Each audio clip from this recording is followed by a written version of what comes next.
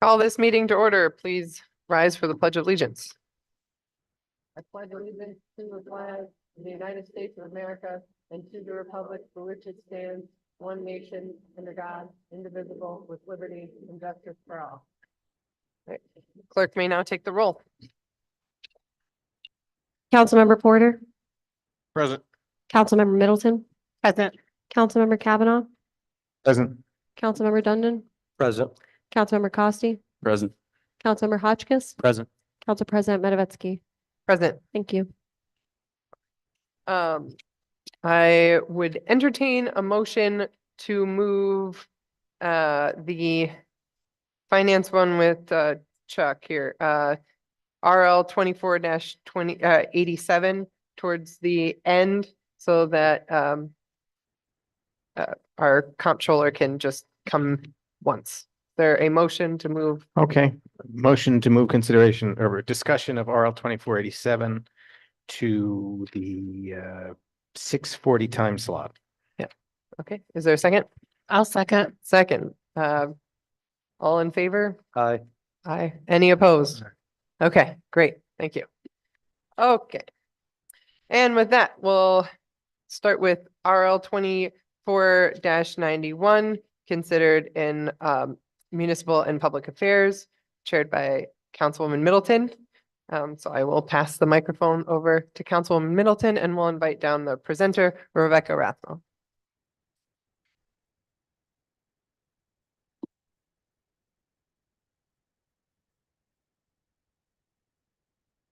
Welcome.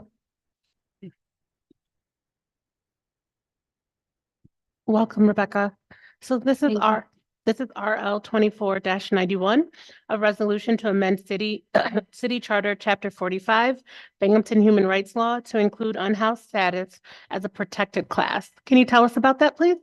Sure. So just to reiterate, this resolution does propose amending Chapter 45 of the City of Binghamton Charter entitled Binghamton Human Rights Law to include unhoused status as a protected class. Unhoused status herein is defined as having a primary nighttime residence that is a public or private place not meant for human habitation, or residing in a publicly or privately operated shelter designed to provide temporary living arrangements.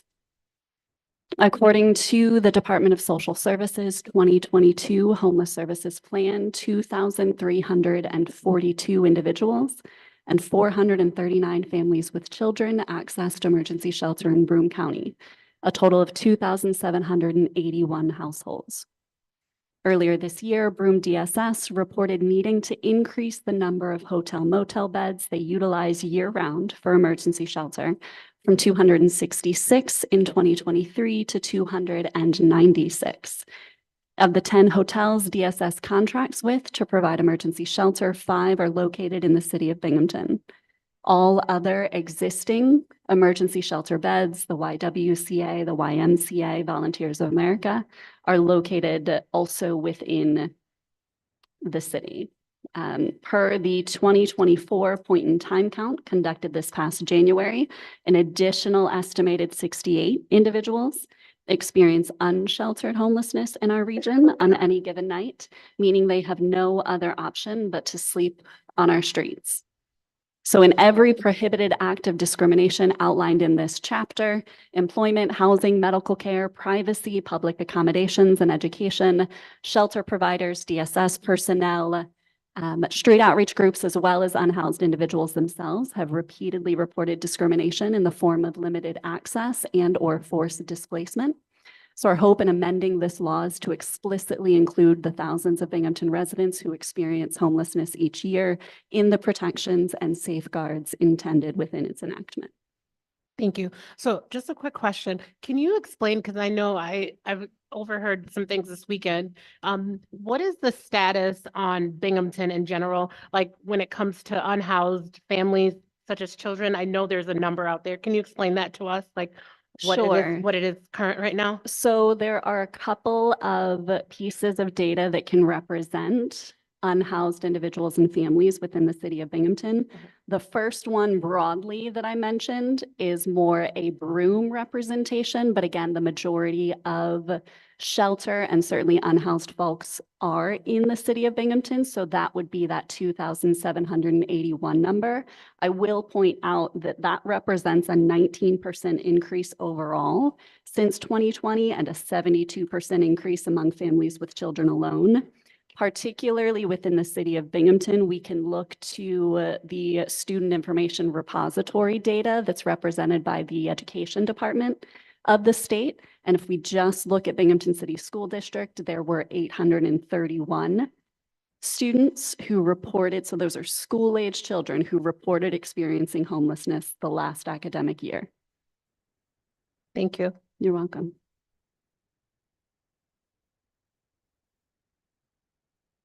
I got a question.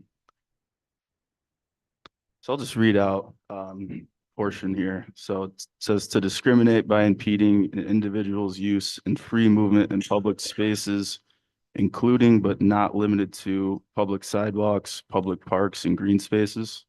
So my question is, say a bunch of, say, homeless people make an encampment at Rec Park, Calvin Coolidge, any of the schools. The police have no authority under this to make them move. No, that would not be correct. So the part that you didn't read is at the end of that clause. So use and free movement in public spaces in the same manner as any other person. So we would not anticipate that this provision would supersede parks and rec provisions, zoning, housing and property maintenance provisions. There are other potentially applicable provisions within the charter. They would not supersede. This provision is not intended to, and let me just read this very specifically as well. This amendment does not establish an unrestrained right for unhoused persons to sleep anywhere they choose, nor does it require jurisdictions to cede all public spaces to unhoused persons. It's specifically speaking to the discrimination they experience in free movement in public spaces, just like any other person within the city. Free movement wouldn't be characterized as a living situation. No. Can you, I'm sorry, it's just me again. Can you explain that a little bit more, what you mean by that? So I think an example would be if an unhoused individual is at the library and they're in the library, they're not causing a disturbance, they're simply existing as a human and a local resident in the library. Mhm. To displace them because they are unhoused, which may mean that they might have hygiene concerns, but they're, again, not being confrontational, not being disruptive. This would protect them from being forced to remove themselves from any public space based solely on their unhoused status. But it would not mean that if they, just like any other person who may cause a disturbance or who may, for example, be in violation of the charter clause regarding use of rights of way, it would not supersede that. Okay. And I have another question too for that. So say like, someone comes inside of the store where I work at and they're just there, like standing there, even though they're unhoused, because we do have a lot of people in that neighborhood. We have a demographic and sometimes people do come in there, they're waiting for Catholic charities and different things like that. So basically, they would have a right to still be there. Is that what you mean by that? Because you were saying that kind of with the library, I just wanted to know, like, you know, if this was passed, if I would be in court, you know, in compliance with it. So the term, again, I think with this clause in particular to focus on is in the same manner as any other person. Okay. So the same way that you would treat anyone else who might be pervasively loitering on your private business property, that all still applies. But if they are being forced to remove themselves due solely to their unhoused status, that's where the discrimination would be identified. Thank you. Mm-hmm. Thank you for explaining too. I feel like sometimes people, when they hear things, they don't really know and they make assumptions, but thank you so much for explaining that. Yep, of course. Does anybody else have any questions? Councilman Hotchkiss? I My biggest question typically when there's any law that comes through is like where do you foresee the enforcement to be behind this? Like who would be ensuring that their discrimination isn't happening? Sure. So in regards to enforcement, and I think primarily adjudication, there's not actually a remedies provision within Chapter 45, presumably because that right to private action is largely covered by Executive Law 296 in the Human Rights Law of New York State. This particular addition, however, any action pursued in relation to a person's unhoused status, since it's an added amendment, we believe would be brought before Broome County Supreme Court for adjudication. So there's certain parts that seems like it's for around like the medical care, like you could target and try to do like a lot of education around that, but then again, there's yeah, I guess you just have to continue to educate people that this law has changed if it does, that that's no longer that's now considered discrimination or that's a protected class. Like I- I'm just trying to think through it. But then in like if it was a situation where it was in a park, I feel like that would be like we'd have to do like a lot of education for like everybody. You know what? I'm not being clear. I'm not sure what the question is. Okay. I don't know if there is a question. I think I'm thinking through this and it's like the piece about the discriminate by refusal of emergency medical care or responsible discharge that makes like obviously we're targeting you'd be targeting healthcare providers for education about this updated law. But for the more like general things around public parks and green spaces, would there need to just be like in public transportation, would there just have to be a larger like public awareness campaign that this is updated? Is that, have you thought through that? Yeah, I think in terms of Clause B, as far as emergency medical care and responsible discharge, I think that can reasonably be recognized as an expectation and right to all citizens, and truly to humans in general. I think the reason that this was included, so there are several Homeless Bill of Rights or otherwise similar statutes either enacted in other states or proposed in other states. There are 4 active in other states, 6 currently proposed. Rather than pulling all of the provisions, we pulled out provisions that are specific to our area. And we have several reports, particularly from DSS, but also from unhoused individuals, of rather than being given emergency medical care, which any human should have the right to, or being considered for responsible discharge. There are instances of hospitals dropping them off at the lobby of DSS on 2 occasions, at least in their hospital gowns with PICC lines still attached, as an alternative to providing the care that otherwise is warranted. And the reason specifically given by staff were, well, they're homeless. And so that's why we believe it's, as far as public awareness campaigns, I'm not sure what you're asking.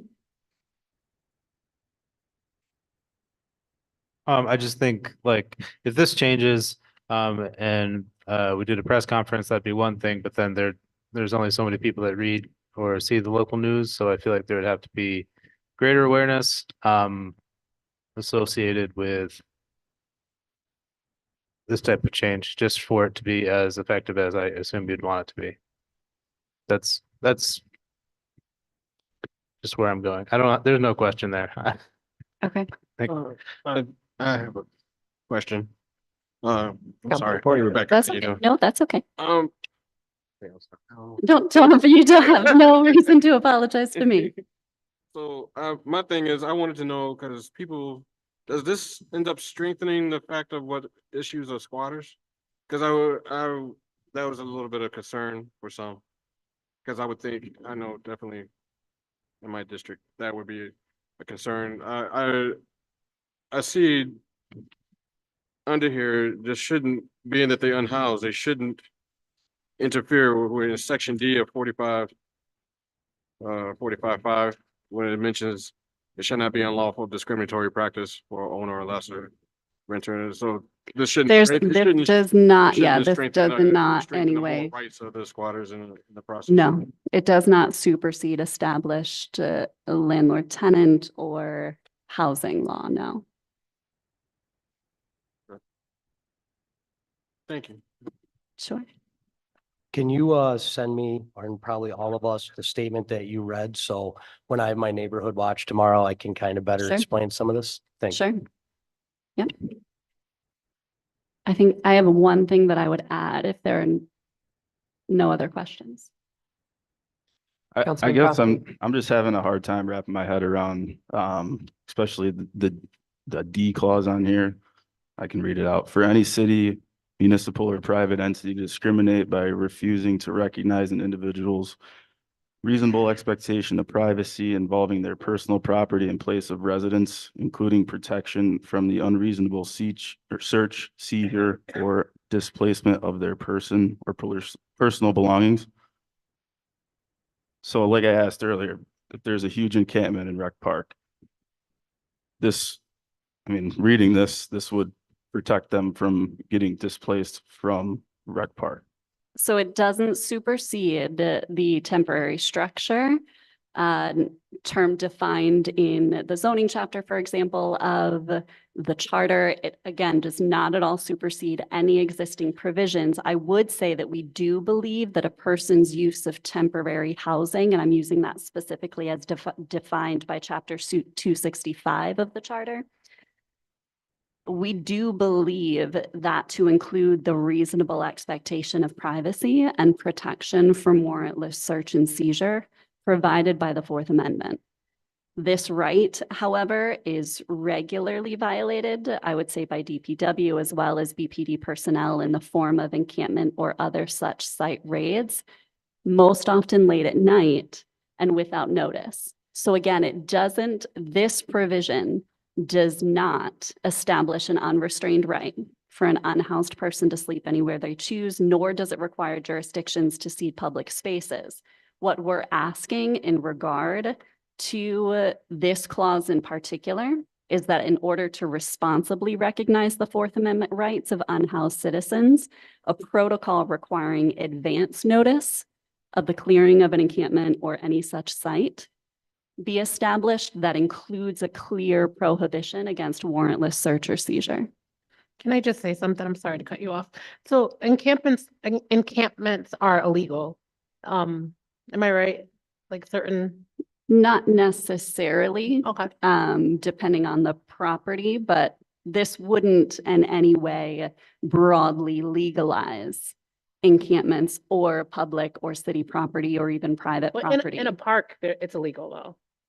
That, yes. Yeah, so that's what I mean. I meant to Yes. say, yeah. So in a park, it's illegal. Like you can't just come inside of a park and set up an encampment. It says any public space. It's in the legislation. It's not prohibiting the removal or the clearing of an encampment.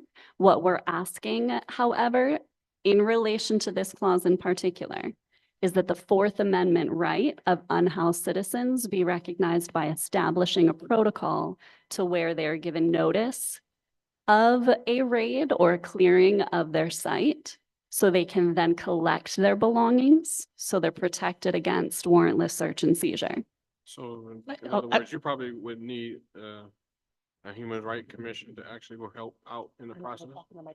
Oh, I'm sorry. Basically, you would probably need some help, like a human rights commission, but maybe even work that or to work with Yeah, in such a way. I'm sorry, just to cut you off. I think, and just to what Nate was saying, I think that it would be the city's initiative. If this was passed in a resolution, it would be the city's initiative to bring that on board. Is that what you, is that what The you were getting? protocol that Yeah. we're, I mean, and we certainly have a recommendation regarding that protocol, and it would include working with established street outreach groups. Okay. Allow me to your mention of the Human Rights Commission. There's the Human Rights Commission, even though largely it is not functioning, since the change in Chapter 45A, there is no authority to adjudicate by the Human Rights Commission either. And so we anticipate that it would be community groups who are monitoring enforcement. And then again, ultimately, the Broome County Supreme Court that would hear any litigation or actions brought. I'm sorry to, I get it. It's basically like a discrimination. You just, basically what you're saying is you don't want people to be discriminated because they're homeless, just like we don't want someone like myself to be discriminated because I'm a Black woman. Exactly. I understand you. I got you, girl. I got you. I get it also. Is there a way that, can we get a protocol? Can we get that protocol? Sure. See what that looks like in terms of how that works? Yep. Thank you. Question. Yes, I'd add in, Councilman Costi. I mean, has any thought gone into this with homeless people that don't live in Binghamton coming to the Binghamton area just for this? Just for this meeting, For the legislation in front of us?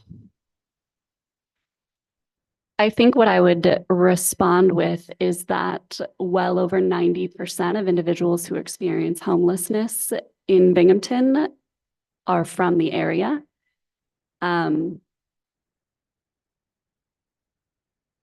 You're proposing that this may compel other unhoused individuals to come to Binghamton because they believe their human rights would be protected in a way they wouldn't be otherwise?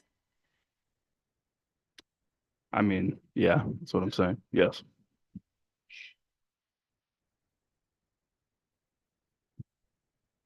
I think what I would respond with is probably similar to how I've responded when people ask whether or not people moving up from New York City are driving the issues that we've seen in homelessness and housing instability.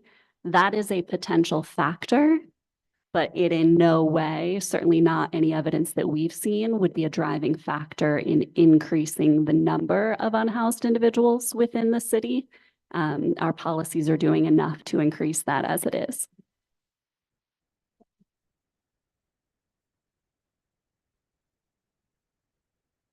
I have a question. You brought up, when we were talking about reasons that people might request someone to move that aren't breaking the law, but would motivate them to treat somebody differently. And you mentioned hygiene. How does that relate to the employment clause, where I could see if I owned a business where I had employees that hygiene might be kind of requirement for the position. I guess I wasn't exactly from your example how that interplays with that section. If there are reasonable expectations of an employment position or role, this would not supersede. I think it would likely need to be litigated and proven in court whether or not it was based on an individual's unhoused status or their inappropriateness for a role based on not qualifying for any reason.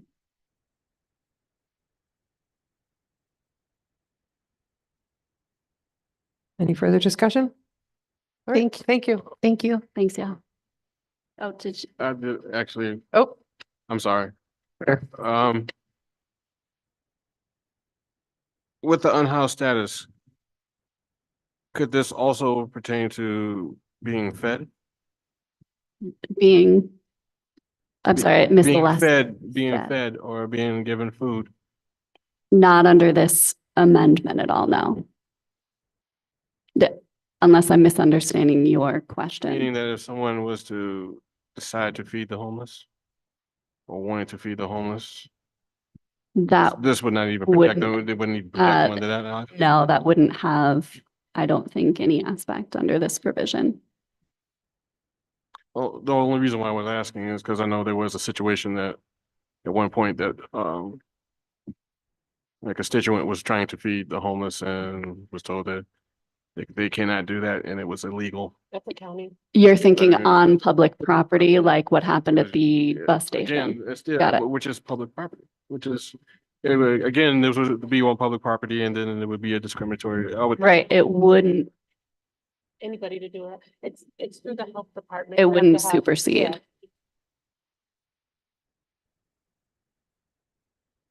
Yeah, it's a sanitary thing, yeah. And you have to have certain, I'm sorry. Yes, sorry, Lamini. Yes, you have to have you have to follow certain guidelines, even if, like, say I cooked for a party. Just to have it at the American Legion, you have to have certain insurance and certain things. You have to follow certain guidelines just when you're handling food to begin with. So, yeah. All right, thank you so much. Thank you. And with that, we'll move on to RL 24-88, considered in Public Works and Parks. And I'll hand things over to Chair Michael Dundon, and our presenter is Ron Lake. Welcome. Good evening, Ron. How are you doing? So this is RL 24-88. It's a resolution authorizing the mayor to enter into an agreement with the New York State Department of Transportation for Route 11 wall replacement project D265276. And a little summary on that is replacing the underground duct system, including plastic conduit wire, grounding, pull box, handholds, and drainage pockets. New highway light foundations for 4 highway light standards and 4 arms with 4 LED. Oh, I'm sorry, I'm cut off there. I'm going to say lights. All other components necessary. All above will remain property of New York State. This agreement shall commence upon June 1st, 2025 and expire May 31st, 2050. Engineer's estimate is $65,700 for 25 years. Ron, can you just give us a little background on this, please? Yes. This is located at Upper Court Street, just before you go into Kirkwood. And DOT is rebuilding that retaining wall that they've worked on for years. So it's going to be rebuilt. While they're doing that, they're going to put in new lights and upgrade the whole area. They're going to supply all the materials. What they're asking us to do is pay for the lighting for 25 years. So it amounts to $2,628 per year. Probably won't be anything this year, but next year we would just put it into our utility line budget for each year. And so that's what they're asking for, the mayor to be able to sign that contract that will maintain and pay for the electricity for 25 years.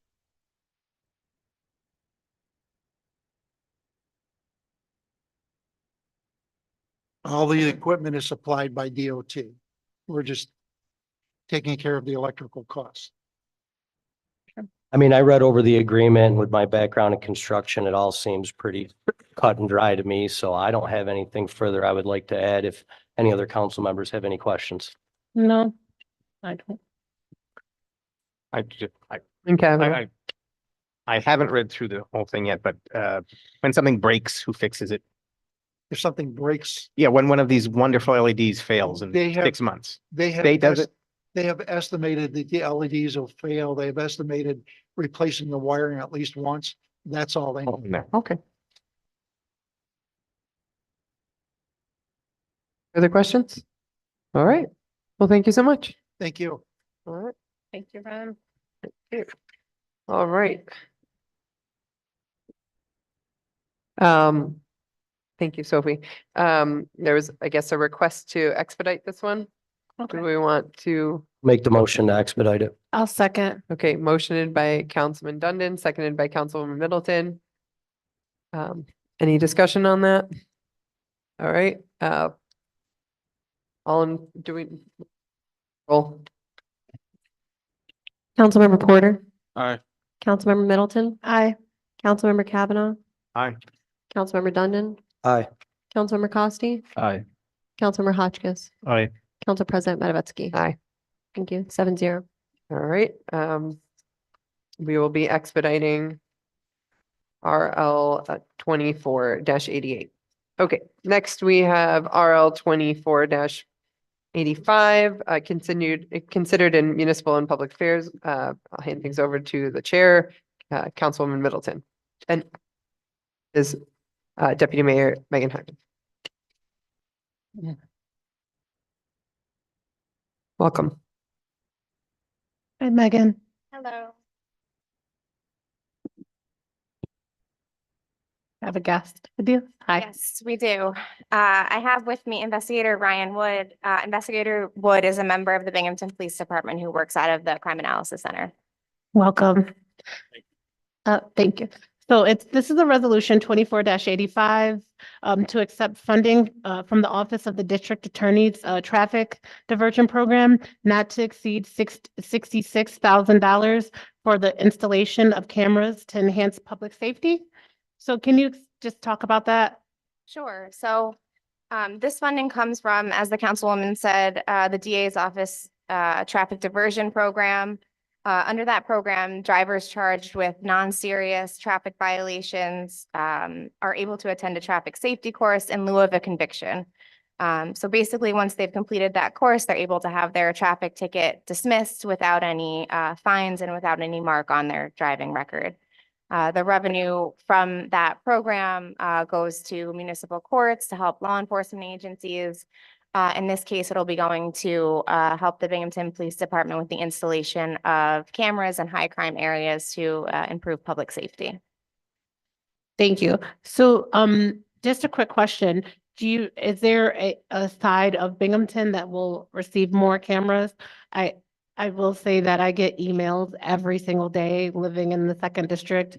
We don't have a lot of traffic lights, but we have a lot of stop signs. And so even I catch myself sometimes driving because it's like a free fall because you're just hitting the gas and you don't know, how fast you're going. Do you know where like a lot of those cameras will be? Because I'm pretty sure every district here wants the cameras in their district. How you doing? Again, I'm Ryan Wood with the City of Binghamton Police Department. Broome County GIS has a GIS specialist who analyzes crime data. Okay. And we're going off of the crime data and the numbers that come back at the forefront. So most likely will be the west side of Binghamton, the North Street corridor, and the north side is going to be another targeted area right off the bat. But trust me, I would like to have them everywhere. Yes.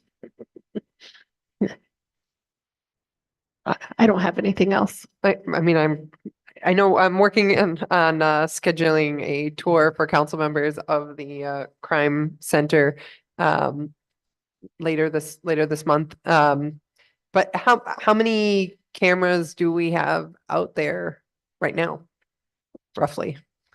We have several, we're in the 20 range as of right now.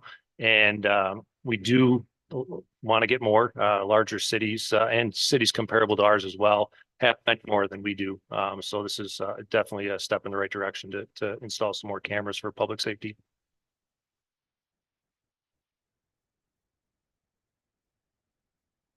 When there's a crime and it's caught on the video cameras, what other types of information are triangulated with it? Is the camera enough? Is it a people's awareness of it, a deterrent? Like how does the cameras fit in with public safety?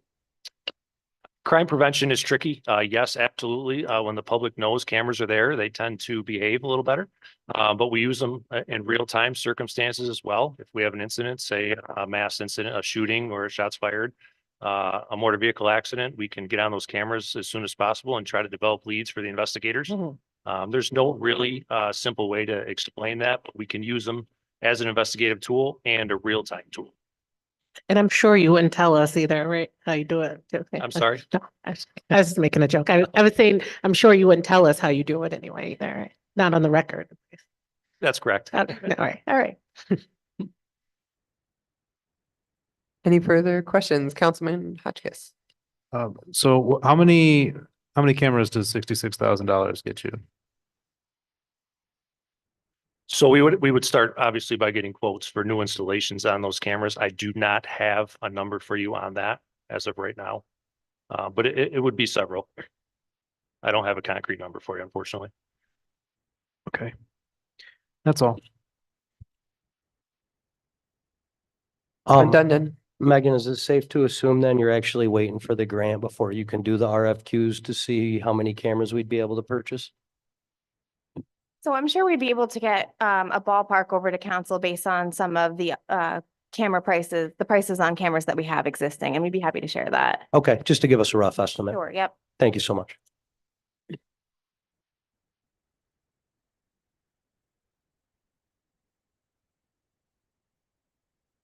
Do we expect this kind of money to come up again? And is this the type of project that we would expect the city to be guiding us towards with this kind of money? Or I guess more broadly, could this money in the future be directed at a different type of project? Or what's the scope of the grant? Sure. So my understanding, and correct me if I'm wrong, my understanding is that it was the DA's office that had wanted the grant funds to go to the installation of cameras, just based on looking at crime stats countywide. It can be used and has been in the past on other things, but this is coming from the DA's office, I'm sure, in consultation with the police department. Yes, that's correct. It was countywide data and that was analyzed, and we were chosen for this money and for the installation of the cameras as the candidate for the money. So does that mean this is a one-time grant, or is this something dependent on what the data could show that the DA could pick to do again next year? So that traffic diversion program is ongoing and it continues to generate revenue. Are you familiar with how the grant money is doled out, or is it just on a rolling basis? I'm not certain how it is rolled out. I do know that other local police departments have been granted the money in the past and we have not. So we're being granted the money this time. Any further questions? All right. Thank you so much for coming down. Thank you. Thank you. Thank you, Megan. All right. Next, we have RL 24-92, CDAC presentation to City Council and Mayor's Office fiscal year 50 approved and voted on in CDAC budget, and turn things over to the Chair of Municipal and Public Affairs, Councilwoman Middleton, and our presenter is Stephen Carson.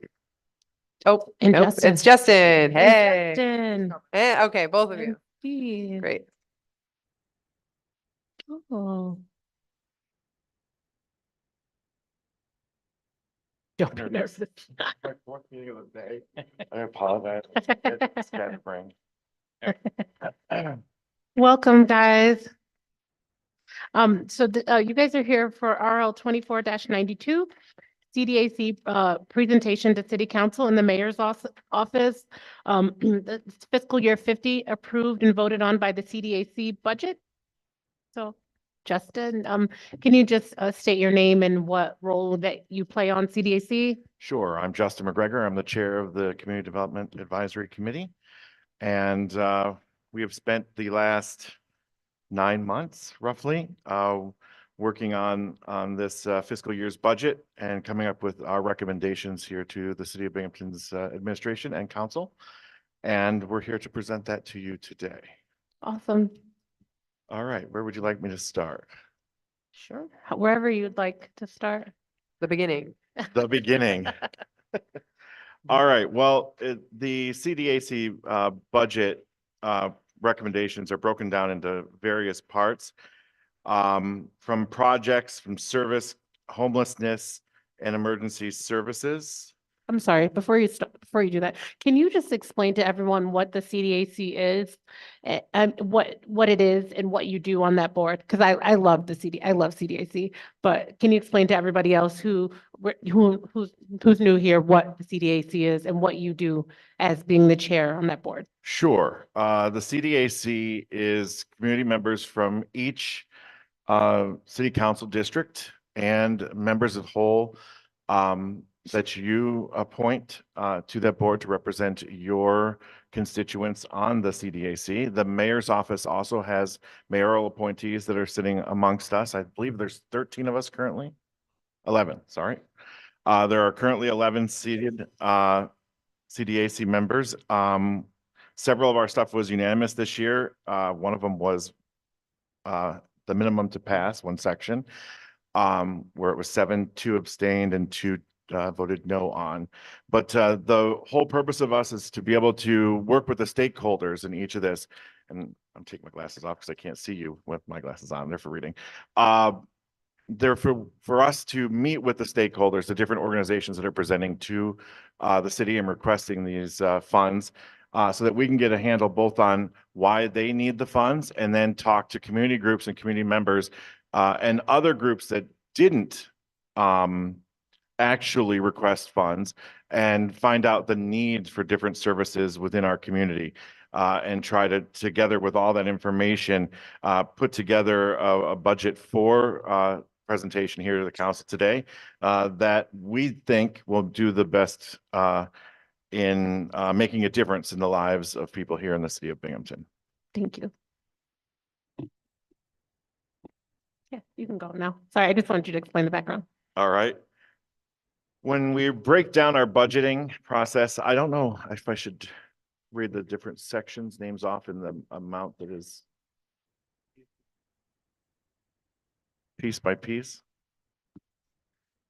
The more the merrier, just. The more the merrier. Okay. Well, our proposed budget comes with caveats and little limits and budgeting caps that we must work with for different sections of the budget.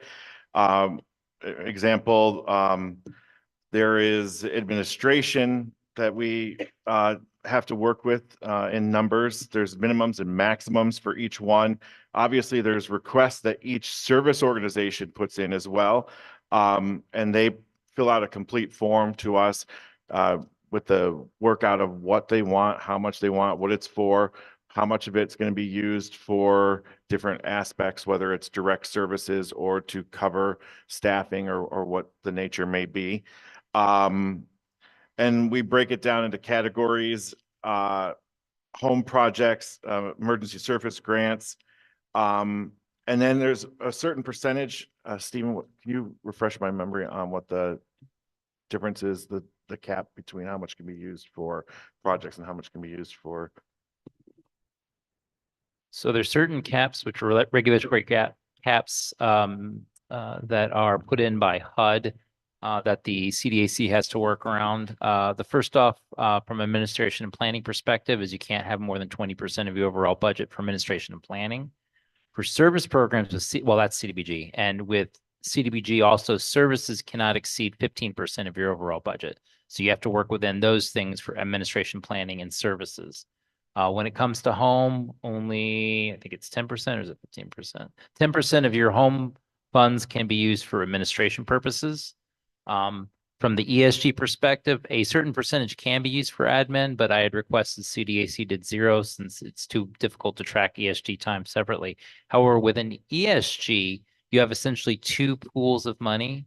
One is the emergency shelter, street outreach, pool of funds, and that is limited to essentially 60% of your overall ESG budget. So, you know, within those confines, CDAC made their budget. And it is exhausting. So this year, the requests went out to the service groups with a $20,000 minimum request threshold. And many of us on CDAC had questioned that because in the past, people had requested less, we divvied out less. So my vice chair, Marion Callahan, and myself took a meeting with the mayor to find out why that was requested, that it be a $20,000 minimum. We did have time with Jared, and Mayor Cram basically said that in the past, the amount of time and effort spent to try to get the actual past grant money spent and the receipts come in and get it doled out to groups. The turnaround, the amount of effort that it was doing wasn't doing the good that we thought. A lot of those past grants weren't being utilized. So by having potentially more fluid, more accountable substantial amounts of money that they can do more with, that they believe they can manage more and get more of the money actually out and into good use within the city. So we did go under that a couple of times, but we did try to stay true to the request nature of the changing tide. And of course, with everything going up in inflation and cost anyway, the cost to do those things we were doing before with less is not substantial or sustainable. So with that said, everyone has a copy of the budget in front of them. Do we have any questions, or would you like me to go through each section as we did it? I mean, I don't want to speak for everyone else, but I think we would probably look over it. And then if we had any questions, we would probably come back to you. But Mhm. I had one thing. Okay. Can you explain like an example of like grants that go unused? Like how does that happen? Does that ever happen? Where like sometimes That would be more a question for Stephen, but hold on. Certainly, that is true. If it's a subrecipient you're talking about, it's not an uncommon thing for an agency to be awarded, say, $20,000. And then over the course of the year with that grant, only spend, say, $15,000, and that would leave $5,000 left in the budget line. The money is already budgeted towards human services. So unless we did an amendment to the action plan, that money would still be available for future human service activities. We could do an amendment to the action plan. We have done that in the past. I think we've had RLs recently come across this body requesting sort of consolidations types of things. But generally the monies sit there until we assign them to somewhere else. Occasionally a project will come up and we will assign it to something that will fit within that without breaking out of the human services line. Capital lines are the same thing. We've had agencies simply been awarded a grant and then turn it down. And that'll kick $20,000, $30,000 back into the capital line. So that does happen. The money does go back. and it's used, right? At some point it will be used. Yes, it's the money does not go away. Okay. So if you think of it that way, the money doesn't go away. It will always be in that line that it was originally assigned to. So if city council assigns X amount of overall dollars to human services, although we definitely have, the overall plan of what to do with those human services, if those are not spent fully, which does happen, in that kind of situation, the money would still be available for human services, just would be a different human service project that comes along. There are projects that come up in the middle of the year that, the mayor's office determines would be something to fund. Then it goes to city council asking for the mayor to enter an agreement with X agency. And so city council has a chance to voice their opinion about it at that point. Does that answer your question? Yes. Okay. Justin, I wonder if you could give us a few of the highlights. Are there any programs that got particularly large increases this year, or things that dropped out that would normally be here? Anything that was particularly contentious in the discussions? There were a couple.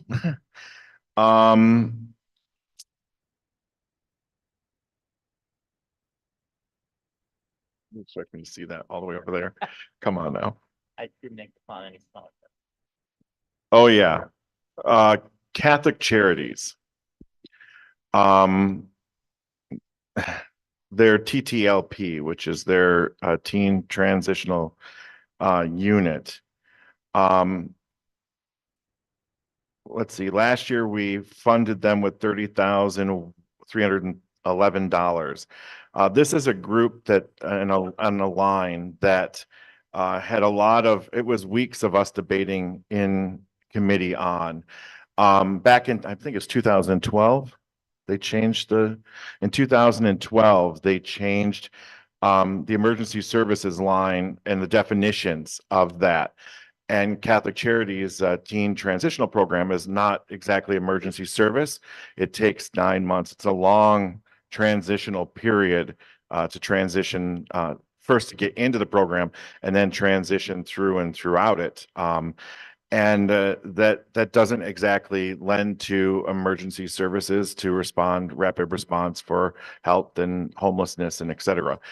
So we had reached out to them requesting, you know, is this where you really want to get your funding from? Because that service has changed and it's been 12 years of us letting them know that that's changed. We ended up cutting their funding down to $1,543 in this year's budget. Now, we left them with money in the budget because it keeps them grandfathered in for future considerations. If their program was new now and they filed for this, they would not be eligible, but because they've been grandfathered in the past, they maintain that eligibility. So we didn't gut them completely out because, you know, we didn't know if things would change with the program or whatever. We wanted to make sure that that was still a possibility. But Catholic Charities does have a large pool of funds. And we had a debate, and it was brought up in our voting meeting that they had just had a press conference about donating money to other service organizations. So we felt that if at any time we could send a message to them that they need to come to us on a better line and with a better proposal for funding, that it would need to be made this year. So that's why we cut that funding down, but didn't eliminate them entirely.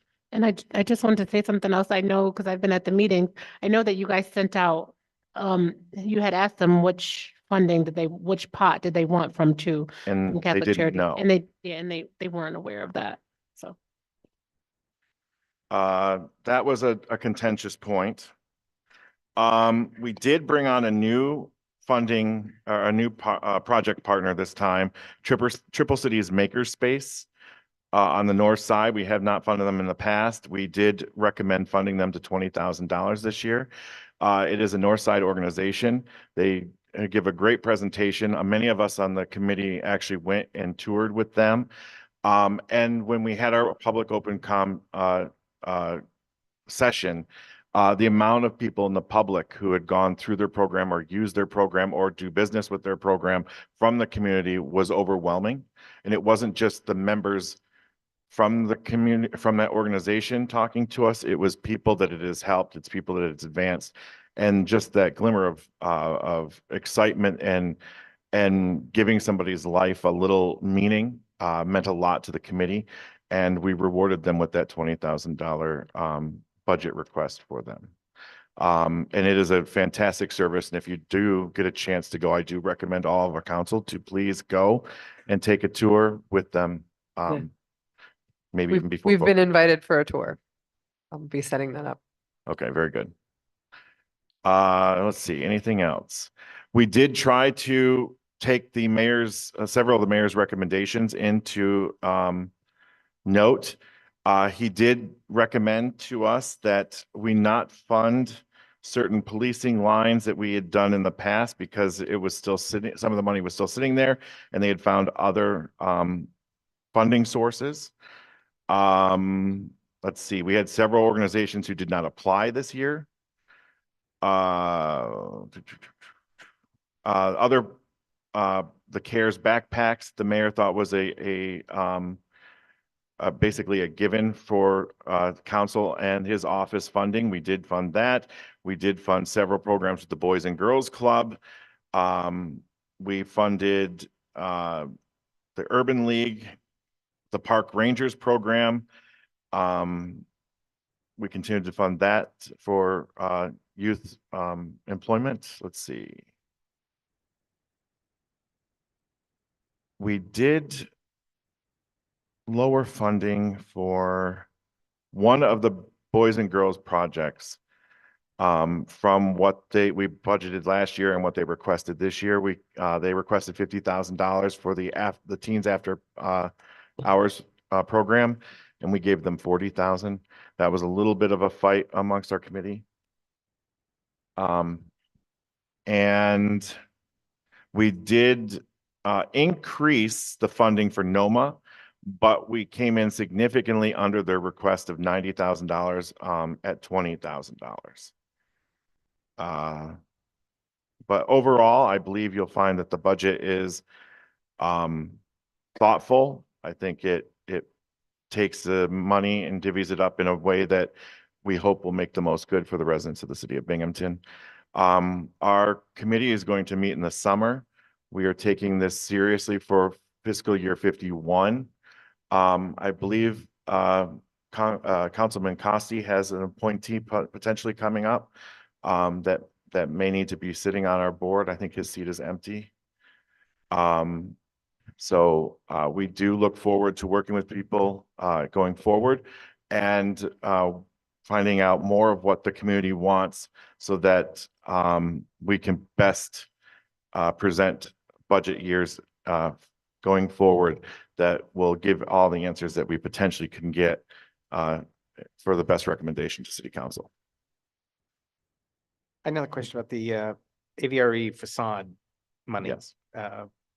Seems like $100,000 to improve a facade is, I mean, AVRE is a great organization, but I'm just asking what the process is to, you know, the improvement of facade doesn't strike me as necessarily a real improvement to community Yeah. services. So I just wondered if there was any discussion around that or any more detail Trying on to that remember particular where we project. put the small sheet. Right. So their request was for $175,000. We thought that was too steep. Their facility is, the wall is cracking down on where up above, and I don't know how familiar you are with AVRE's facilities now, but they've created that whole front that is supposed to be a safe space for people with for vision training almost, where they can go through and there's obstacles and curbs and lower parts and seating and lights and different things that they would on while walking along a sidewalk would meet.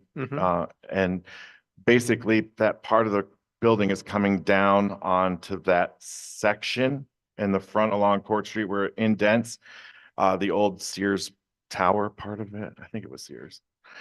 So it was a 3-story Sears with an extension annex on the side, and it's breaking up there and coming down onto the lower part. And so it's not just a facade, like a issue of beautification, but safety for people who can't see if something's coming at them, to be pretty straightforward. So that was my take on it. And I believe that's why we as a committee went forward with $100,000 recommendation for them. So I know in the code enforcement lines, like a big chunk of our code enforcement department's paid out of that line. Can you break down the kind of, there's administration portions of some of the other pots of money? I just wonder if you could break down administration a little bit for us. Sure. He does the administration better than I do. So I'm not sure, are you asking about the administration of code enforcement or are you asking? No, I'm just saying, I know that code enforcement line, like all that goes to salaries, but Yes. but in the separate kind of administration pots of money in here, it's what do those administration funds cover? So, Like if you, I'm guessing, Steve. Yes, Maybe it yes, covers you, yes. So if you look at the notes side, it kind of talks about the additional things. So for administration, that includes the CDX stipend, the audit requirements, which is the single audit. The rest would be salaries, which includes my salary, a portion of our administrative assistants. We now have a community development coordinator who was promoted within our department, and she's just started that project, working with the subrecipients to coordinate with them to meet HUD regulations. It includes a portion of our housing staff salary. The rest is covered under the home CHOTO administration. Trying to think what else. Planning includes part salaries for anyone in the planning office working on grants or things like that. Now, salaries are very specific. So the way we track those is you have to actually track that time on your timesheet. So the numbers in here for the maximum is based off of that. So they're very specifically tracking their time on their timesheets. This is the first full year we've had of people actually tracking their salaries accurately. In a similar vein, Economic Development, BLDC, this is based off of a formula we use to track their salaries. Again, it's eligible CDBG salaries. Code enforcement in a similar thing is based off of actual eligible code enforcement salaries, which is based off of working in a low mod residential area. And the buildings themselves have to be considered deteriorated, and they must hand out a housing assistance flyer to every person or to every household they interact with, or in mailings. They will mail to the owners the housing flyer. And even for squatters, for vacant property, they will just sort of jam one of these in the doorway. And the housing flyer has numbers like call 211 for assistance. The city, lists a couple of the city programs, but also lists county programs that individuals can call or contact to get assistance for rent, DSS kind of things, Section 80 housing assistance, rehabs if they're homeowners, those kinds of things. I'm trying to see if any other salaries are on here. Housing, I mentioned housing, and the housing admin salaries, and that would be it for salaries. Or I'm done. So there's actually there is an income line on here. What programs do we have that are actually generating income? Yeah. Okay. So if you turn to the very last one, which is like a little, it's almost like I just scribbled notes. Yeah. So program income is based off of some programs we've had that generated program income. We have a few Chodo projects that still from many, many years past, they're still generating income for the city. Most of those are the mortgages for first-time home buyer or home rehab projects, depending on the programs. At that, there's been quite a few variations over time. We've tried to streamline them so that they're very standardized now. So we don't have, we have to pull up the mortgage every time someone wants to close it to get the program income. Based off of HUD recommendations and even speaking who I with and we can and is this thing dying? An expert in CDBG. So both of them, they made a recommendation to put roll your program income into the lines that generated it.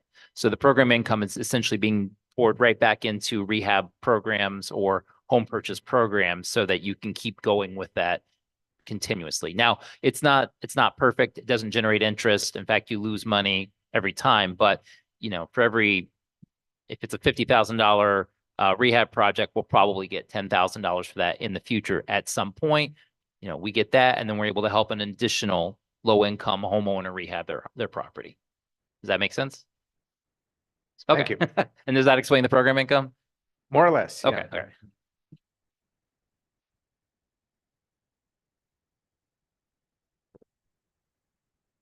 All right. Any further questions? Councilman Dundon? Got one further question. So you have under home projects with an asterisk, unknown community housing development project, and the amount is 517,000. Anytime I see anything that's $500,000 with unknown, I need to know more. Talk to you guys about it. All right.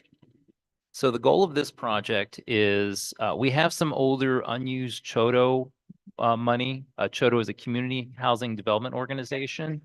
What we would like to do with that is bundle all of that old Chodo money that's not being used, go to an RFP and let an agency, maybe not even a local agency, maybe one from Ithaca or Syracuse, to bid and then go with whatever project works best. We're looking at a scattered site project. We've got 3 units on 2 buildings owned by a local church. It's actually Trinity Admez, which if you look at your the capital projects one, you'll see Trinity Admez Community Development. It's those 2 projects, those 2 properties there. And my recommendation was to not fund them with CDBG. Let's fund it with Chodo. So we have those 2, and we're looking at another, I think it's a 6 to 8 unit mixed use building.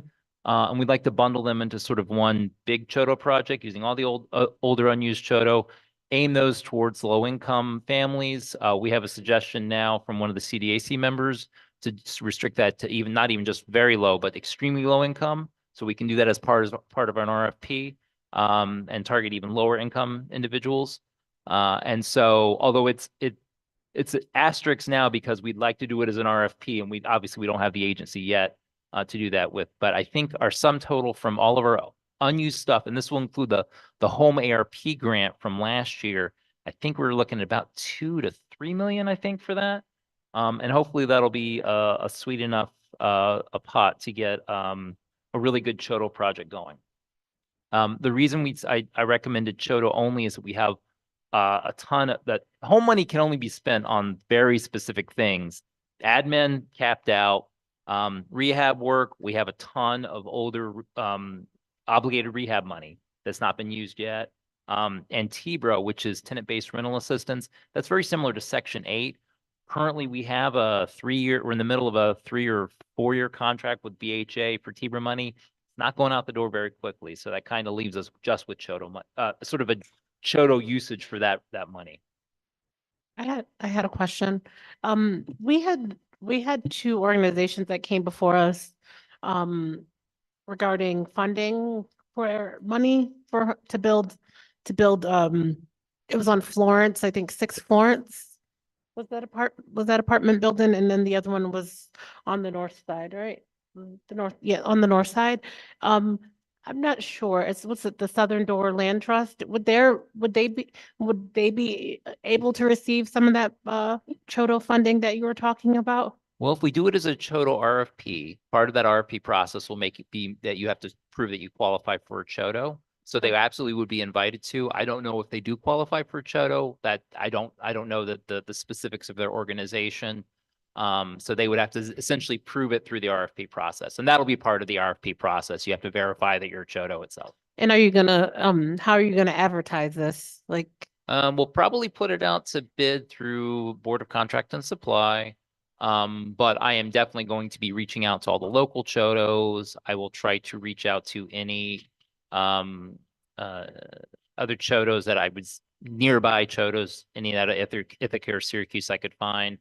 But generally this is done as a legal ad, but I'll definitely be like proactively reaching out to them. Chotos don't really fall under the MIMBY-WIMBY classification as much because of the nonprofit status. So I don't know if you can be a MIMBY-WIMBY Choto. Typically you want to do some positive outreach. I'll do a little bit more research now that I'm thinking about it. Maybe I should verify that if that is something we need to do, and if so, I would do that. Please. But yeah, just advertise in the paper and then just sort of positively outreach to agencies and say, hey, look, so you're aware, make sure you bid if you can. I will tell you though, unfortunately, other than the agency you're talking about, setting that one aside, all of the local, what I would call Choto agencies, are pretty much having their hands full. A lot of them have just built big projects. CPI just built 435 State. First Ward's working on a bunch of stuff in the First Ward. OFB just is finishing up some projects near, ironically, one of Fenn's project in that Liberty Munsell area. So, most Choto projects take a few years to get going. So it's hard for them to just start up a new one all of a sudden. So although I would love a local agency we've worked in the past to put a bid in, and I will weigh them all, whatever committee we have, we'll weigh them all as fairly as possible. I don't see very many of them applying just because of they probably don't have the capacity for it. But, everybody's who qualifies is certainly welcome to bid. I definitely do think that they should apply to it. And if you can, just let me know when that starts. Oh, yeah. Yeah. Thank you. Councilman Hotchkiss. Hi. I think this was already mentioned that it would be useful to see like the previous budget from previous years, and I know that we could probably look that up, but if those are readily available, that'd be nice for comparison. The similar to like the code enforcement line where like we understand that that's broken out, is the demolition and blight removal, are there projects that are already like we've got 10 projects that we know need to be like demolished, or is it just like a funding line that we cycle through that? Correct. It's just a funding line. I do not know of any projects that have been targeted yet. Generally, the projects that will be targeted will be ones that are essentially unsafe, blighted, and ones we think the nearby property owners may be willing to buy as a yard. We put building limits, they are not an easement, what am I trying to say? Deed restrictions, so you can't build a building on there. So the other thing we try to do with those is also allow, we contact fire, and I believe police are also notified so they can practice SWAT stuff and fire stuff on these buildings that are going to be torn down anyway. Thank you. And then you might know this off the top of your head, like, has this number increased or decreased over the years for like how much demolition is being funded through CDBG? Oh, yeah, it's generally been increased over the last few years, at least since I started. And then I had a question. It seems like there's the First Word Action Council, senior housing, home repair, and then the next line is also has to do with home assistance and repairs, but I don't know specifically like what agency is responsible for that. Is that a city program? You talking about the home purchase assistance and repairs line? Or Home buyer assistance and repairs. home buyer? $375,000. Okay, yeah, so that's the CDBG program for either helping people purchase a home that a low-income family purchasing a home or rehabbing a home. There's also the home program that also does that rehabs it. Now, both of these programs are very, very similar, but there are differences between them. There are things we can do with the CDBG program we can't do with the home program.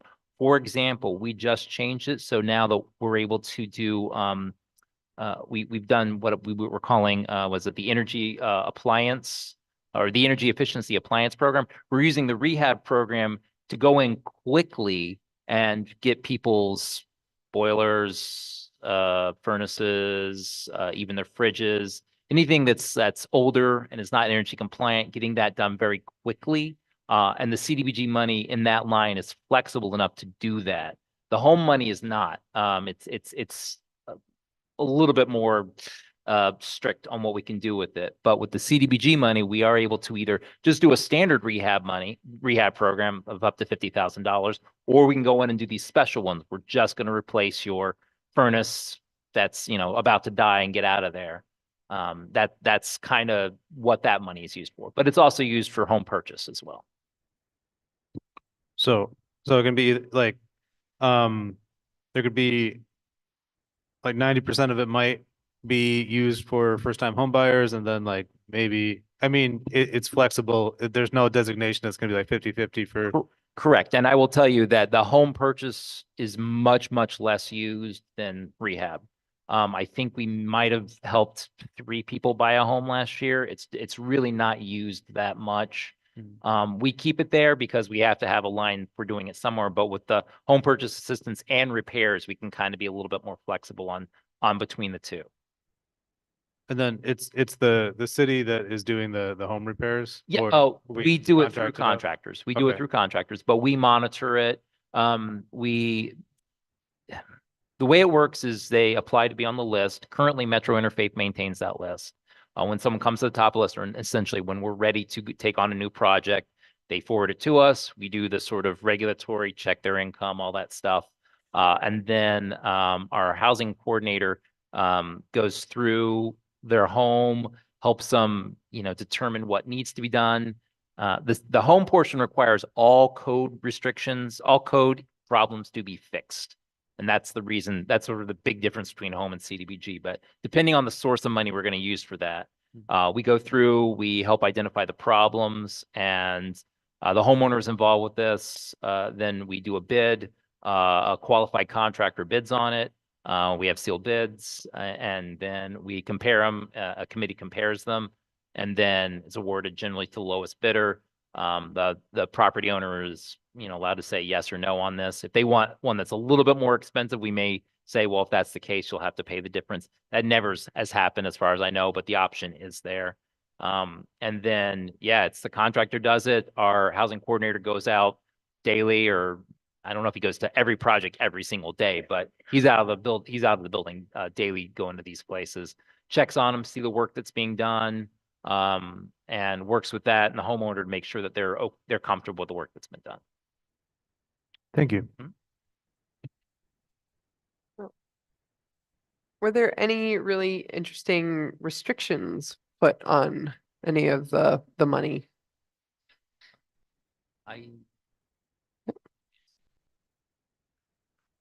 By CDAC members, not by the program. Oh, Yeah, like, well, I'm gonna say the one thing that I know for certain is most of the ESG programs were geared towards salaries only. But you can add on any others. Clarify, was there any of our members that suggested limits on anything? yeah, and if so, what happened with that? We did have ESG fight. Mostly, that was it when it came to limits and what we were going through. We have a fantastic new member that was able to Rebecca Rathmouse that's on our committee now as well. And the knowledge that she brought to us this year, I think elevated the game for all of us. We recognize that her data set and the information that she's worked with over the years brought a perspective to our committee that we hadn't had before. We took certain recommendations in the past at face value and went with them most of the time.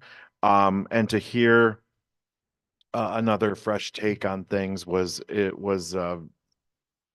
quite eye-opening. It caused a little bit of a debate, and we did alter our numbers based on some information that we found during Rebecca's suggestions. But overall, I think that was our closest section. We voted 7-2 and 2. Two of our committee members had somewhat of conflict of interest and recused themselves.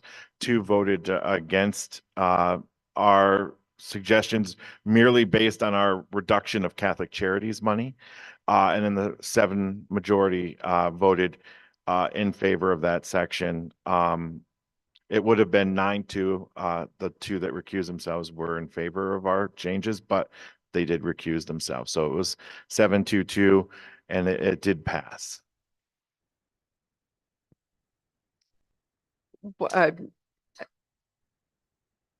What was the sense or in terms of the mayor's role on input? Was there a sense that certain changes had to be made by members, or that it was just advice? Like, what did that part of the process look like? When the $20,000 rule came in at the beginning, it threw us all for a loop because most of us had not had that before, because there are plenty of new members this year, but there's still a chunk of us who are returning, some of us for the years. Yeah, I mean, some of our members have been on the board for years and years and years. And it was a interesting change in perspective. But once we sat amongst ourselves and debated that and let the mayor both speak on why they made suggestions, and realizing ourselves that the prices have gone up, different things have happened, and so many of our former go-tos didn't even pitch to us this year. We realized that the $20,000 number wasn't that big of a deal. We did go under it on some of our recommendations, but it was more contentious at the beginning, just seeing it and hearing it, than it ended up being on voting day. Does that make sense? Yeah. Thank you. Any further questions? All right. Well, thank you. Oh, One more. Councilman Hotchkiss. Sorry, I just saw a note that I made earlier. There's you got a mill and pave of Hayes Street. That's one of the higher items, and I know that road work is typical for CDBG. But is there? I guess this is less about CDBG, but I wish there was a way for me to know which streets are being prioritized or being, we're setting money aside for to, oh, you got a list? I do somewhere, I think. So I'm sure this isn't the only street that needs to get paved, but it's the, No, one that we're allocating CBDG funding for. So I don't know how that gets determined. I'd love to so, know more about that. we learned the hard way on many of us on CDAC before, because there was a street that was just in utter disrepair a few years ago, and it was, Glenwood, I think it was, wasn't it? That went up and was a disaster. And we all wanted to, like, this was a mess, it was bad. Let's itemize in our budget that we want to do it. And it turns out there's so many restrictions on how CBGB funds can be used for street work. It has to, the street has to fall within a certain demographic, both fiscally. It also can't fall in a district with too much business on it. It's got to be a residential leaning street. It can't be a business street. There's different curbs and so usually when they go through to do a street, it isn't just mill and pave, it's mill, pave, make this crosswalks handicap accessible and all the nature that goes along with the curbing and stuff with that. So when they give us streets, there's only certain streets that they can give us that are actually eligible funding wise. And then we go through our whole list and figure out how much money we have left, and then we allocate to try to cover a project for them. And that's basically what we did with Hayes, is when we got down to what money was in there, that was basically their funding request for Hayes. There were a couple of streets, but we wouldn't be able to touch the funding, like they would be requesting even more regular general funds for that. So we wanted to at least complete a project, and that's why that one was highlighted as it is on the sheet. And I would just like to add to it, DPW does have a list. They give it to me every year when I say we're going to do I say, basically, let me know what streets you're going to want to look at for next year. And they give it to me, and I go through that list exhaustively and figure out which ones are CDBG eligible and which ones are not. So they sort of maintain their master lists. I determine which ones are eligible, and then they come to CDAC and say, we would like to do XYZ street. And CDAC should have, I think you guys had, I can't remember if they thought they had access to it, but that's kind of how that's determined. But there is a master list of streets that they're looking at rehabbing in the next year. Thank you. Any further questions? All right. Thank you so much. Thank you. And with that, we go to RL 24-89, an ordinance to rescind a portion of permanent ordinance 06-46. And that was considered in planning. So I'll turn things over to Councilman Hotchkiss, and our presenter is our Corporation Counsel, Sophie Bergman. Thank you. So we were just talking about this right before the meeting started, and I think I'm going to let you go ahead and explain what we're looking at here. Sure. Yeah, so we got a request from the attorney for the homeowner at 154 Murray Street to ask council to consider rescinding a right of reversion in a 2006 ordinance and deed, essentially back in 2006, and I've attached it in the packet that I provided you guys. There was an ordinance conveying 154 Murray from the city to individuals. There was a requirement towards the end of the ordinance that the conditions are that the property be converted from a two-family dwelling to a single-family dwelling. And if that was not done, the city retained a right of reversion to essentially take back the property. Now, flash forward 20 years later, that right of reversion has made its way into the deed when the property was transferred from that original individual to a second individual. And now that individual is trying to sell the property, and this deed restriction is holding that up. So they've requested that council consider waiving that right of reversion. From a legal perspective, it makes sense, as the individual that's trying to sell her home which is appropriately zoned for a two-family, was not a party to this original ordinance or contract with the city, and neither was the third-party potential purchaser. I've asked for it to be expedited because this deed restriction is holding up the sale, obviously, and there's a loan a loan commitment that's going to run out. Yeah. Did the current owner know about this when they bought it and just went along with it? Or was this noticed by the attorney? I'm This not time. sure. We didn't get into the weeds on that. Okay. But I think legally it's a reasonable request. It's been almost 20 years and the city's never taken action and the property's never been converted, so. Yeah, I mean, I will just guess that this was the point of that originally was to convert a income property to a single family homeowner, and the owner never did that. So they got one over on the city, would be my guess. But anyway, that has nothing to do with how we should treat the person now, and it is appropriately zoned, so. I did print out the property detail summary. I can pass it. Yeah. Do we know who the buyer is? I do not. Okay. I haven't have a chance to sit with this very long. I don't really have any other questions. Does anybody? Again, legally, I just, we're holding up somebody who was not party to the original ordinance and transaction with the city, with a deed restriction, not only this potential good faith purchaser, but also a third party purchaser. And I think the request is reasonable. So. All right, thank you. So is there I'll make the motion to expedite it. Motioned by Councilman Dundon, seconded Second. by Councilman Kavanaugh.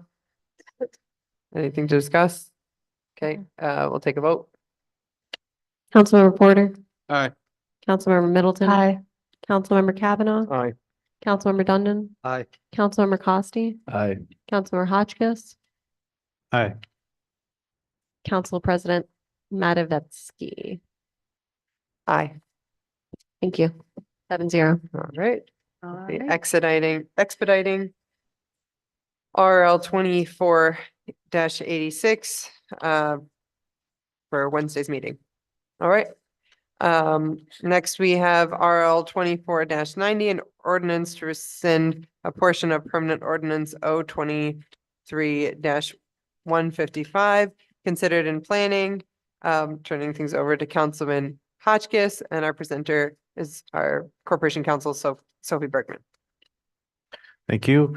So, last year, the end of last year, 22 Charles Street, which is now I can't remember the name of it, but it's the power plant that's over there right off of Clinton.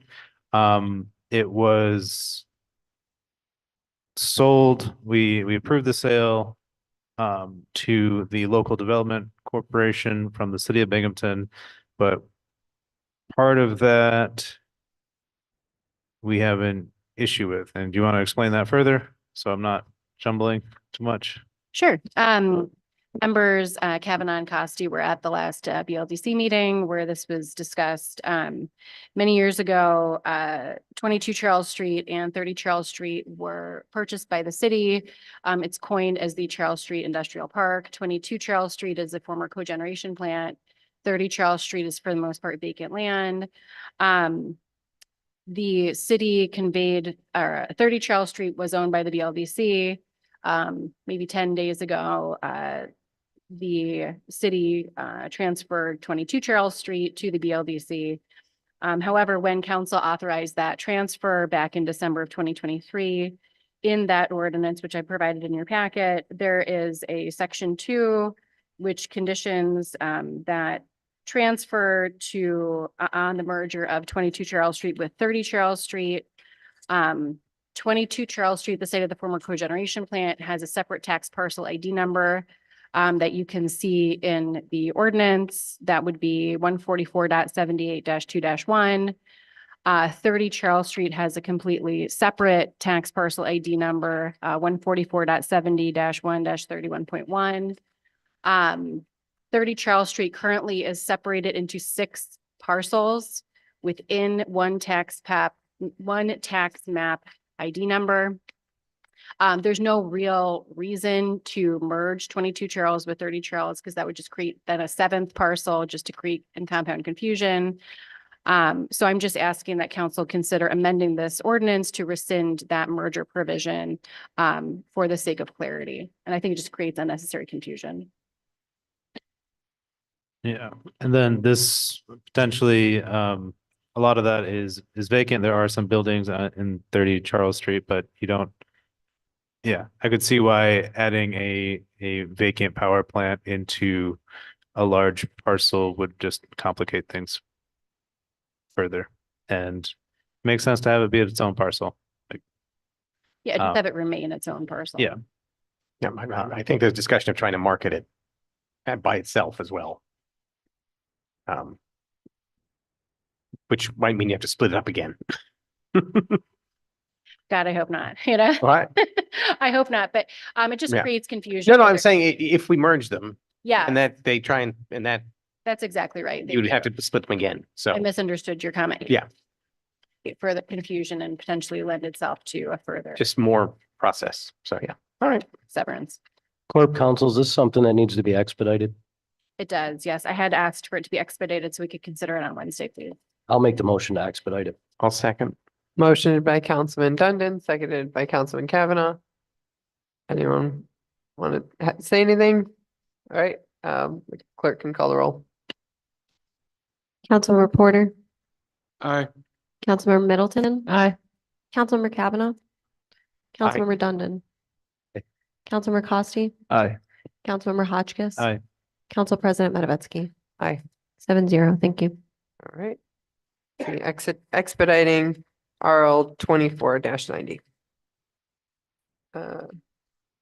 Any additional discussion?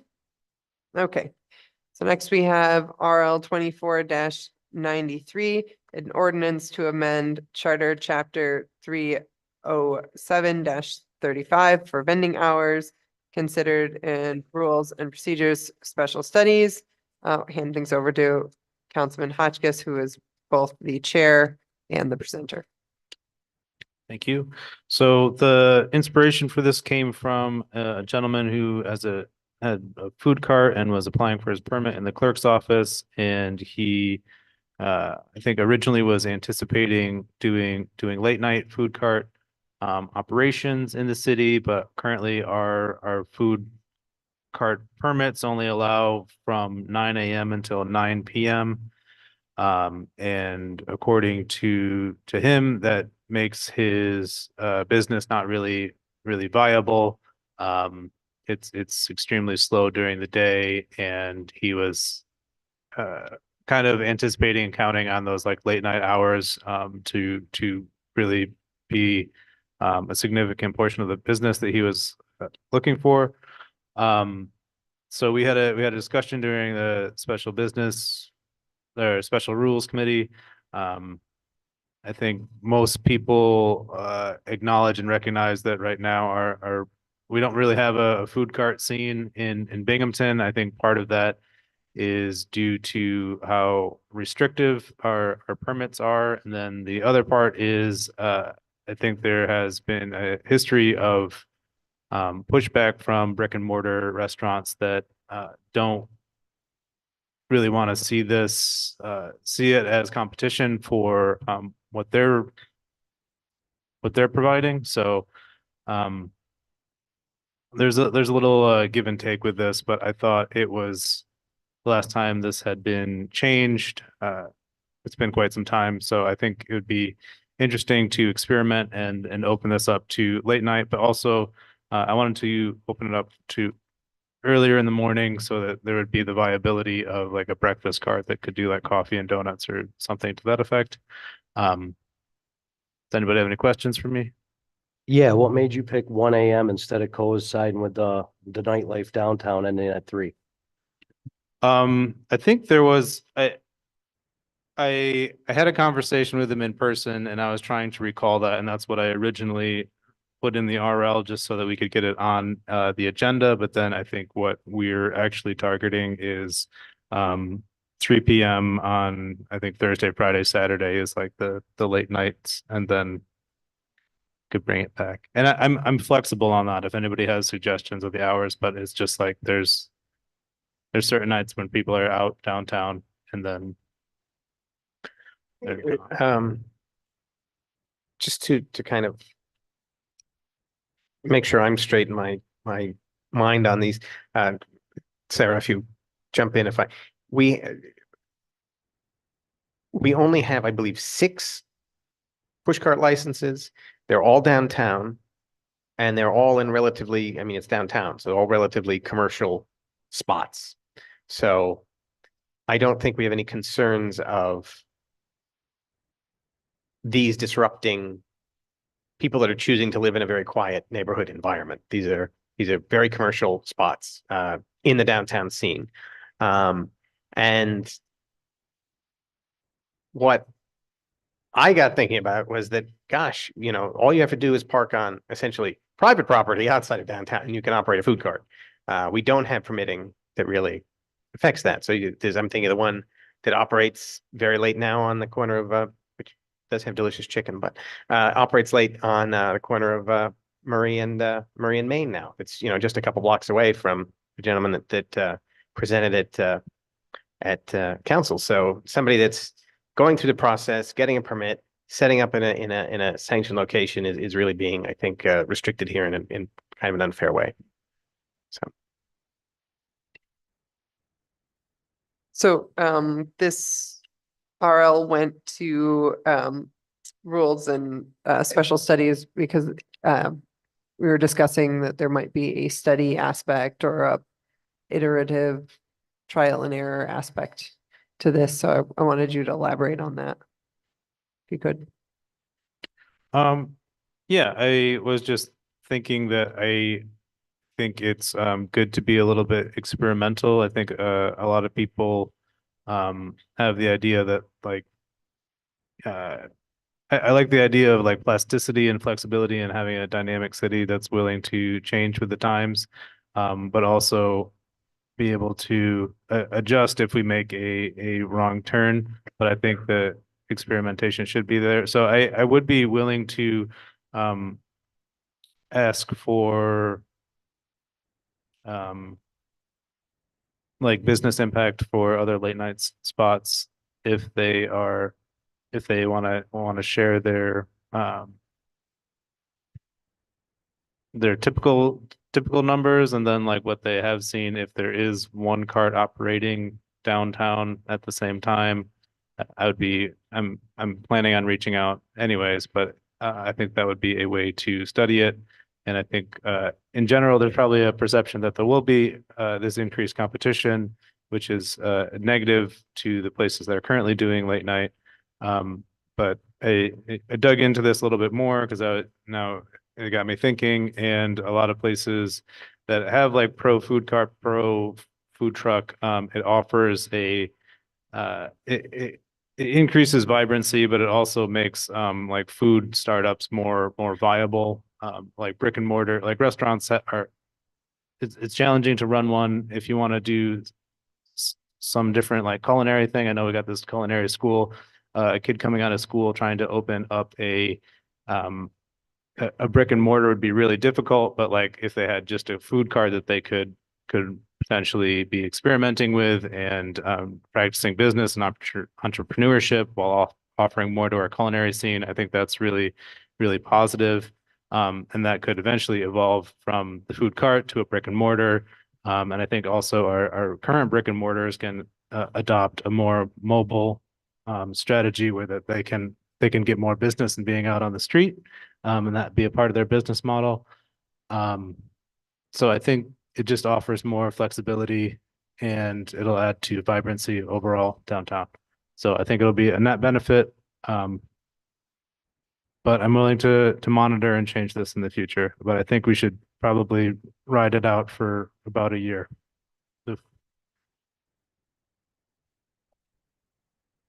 Maybe this is a question for the clerk. When people get a permit, how long is that permit active for? Just 1 year. Okay. So it would roughly coincide. All right. Any further questions or discussion? Councilman Costi? Say it like this, Nate.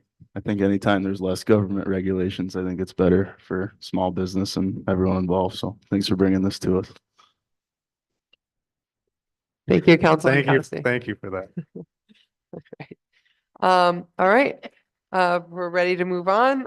We moved one of our early items up from the top of the meeting to the bottom of the meeting. So we'll have RL 24-87, an ordinance to modify ordinances 22-14 and 22-62. So we'll invite Comptroller Shager down. Perfect timing. And I'll be handing things over to Councilman Kavanaugh, who chairs our Finance Committee. Welcome.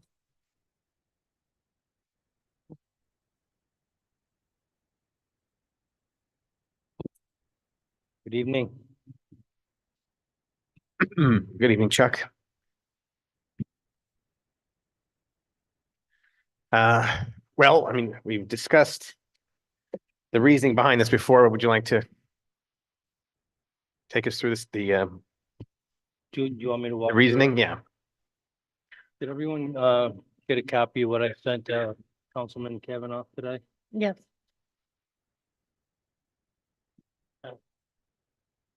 Okay. So what this is a report. Well, with the just to start with, we're doing the RL. I think you need to do this first to understand it. I mean, if you don't, Well, no, all right, that makes, Okay. yes, Can we fine. combine That them? makes sense. So, all right, so we're moving to general ARPA discussion first, I guess. All right. the report I issued out to everybody this morning was a little bit of a difference than what I sent down with the RL on Wednesday, not very much. Can you speak a little closer to the mic? Thank you. It's a little bit different than what I sent out on Wednesday. But basically, you see all the lines that the money went into going down the page and on the second page.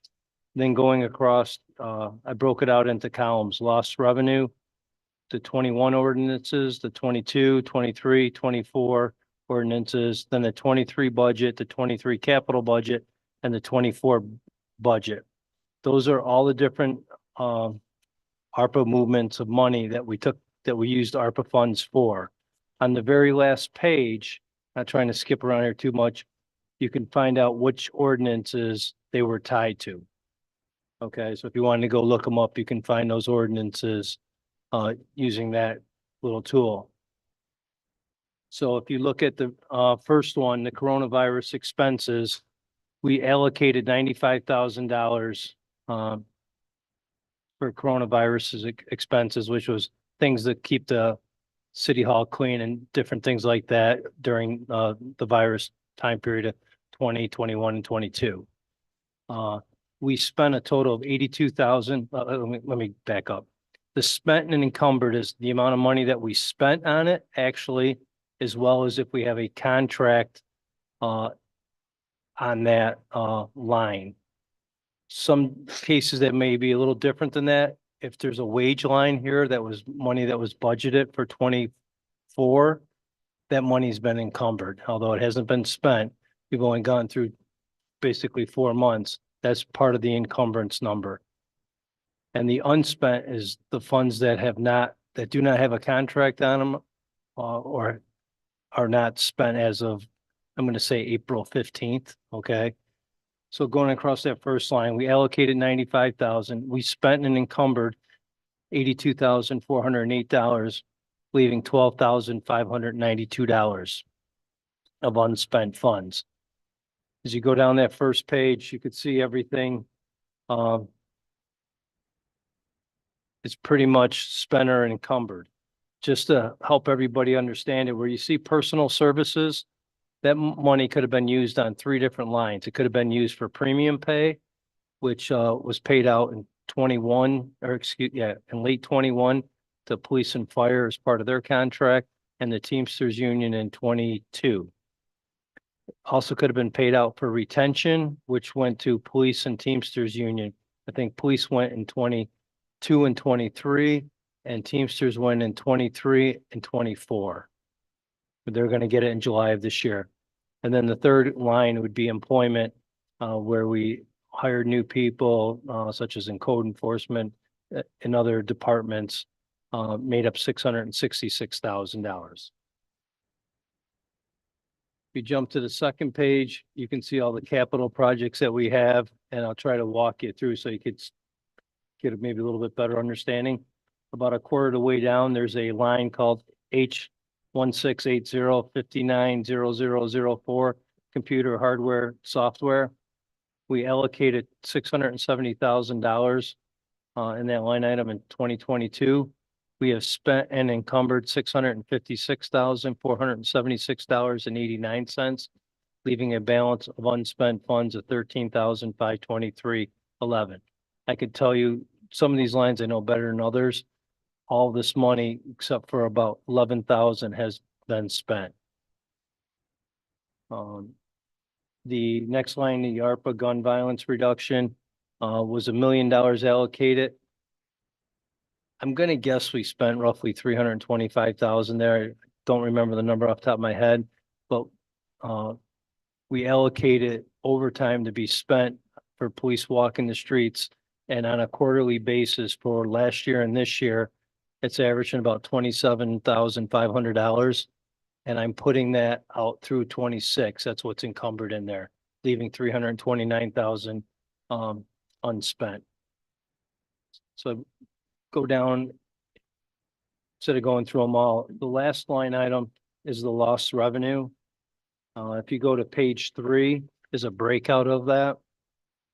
We basically had 3 sets of lost revenue, one for 12,400,000, another one for 964,000, and another one for 500,000. So we used $13,959,000 of ARPA funds towards the lost revenue. You can see how we allocated it. There's $641,000 that was unallocated. We've used $10,641,000. And the lines that have not spent all the money in there as of this point is the Water Street Garage, has $2,302,000 left in it, and the facade has $373,000. Before we get into the transfer, I don't know if anybody has any questions on this.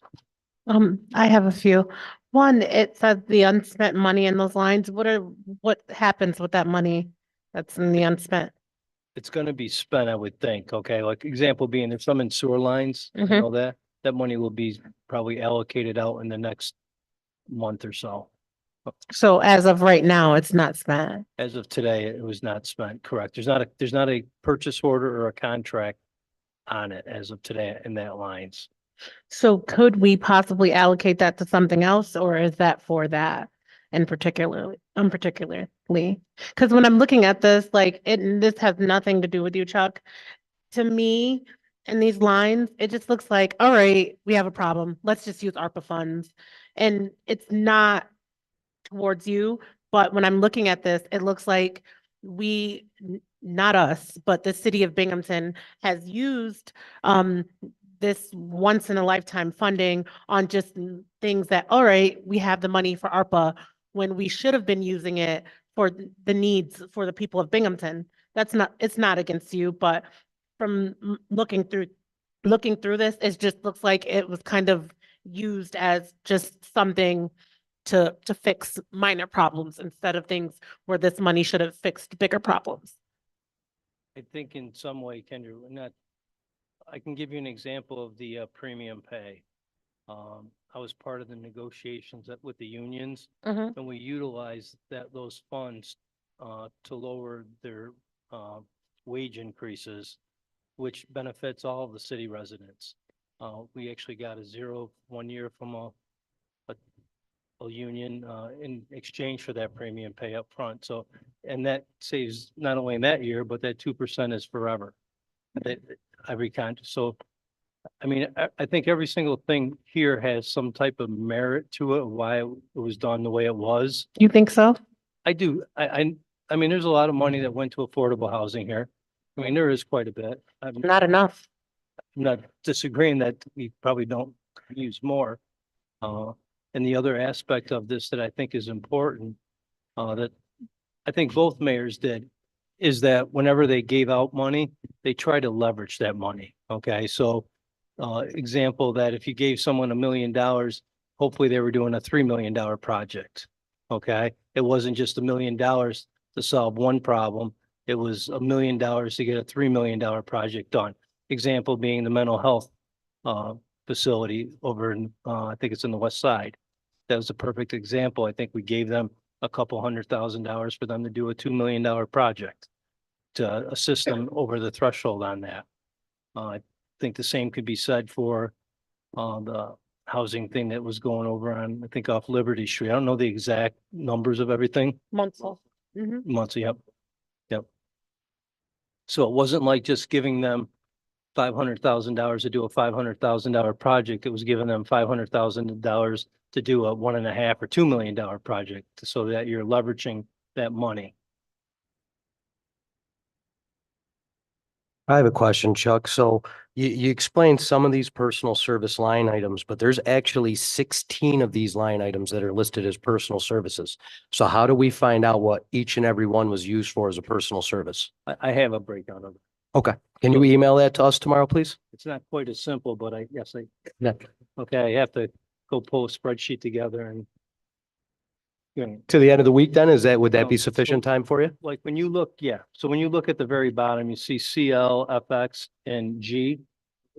All of that money is for what I'm gonna call our DPW water sewer guys. The money that you see in the 22 ordinances would be premium pay.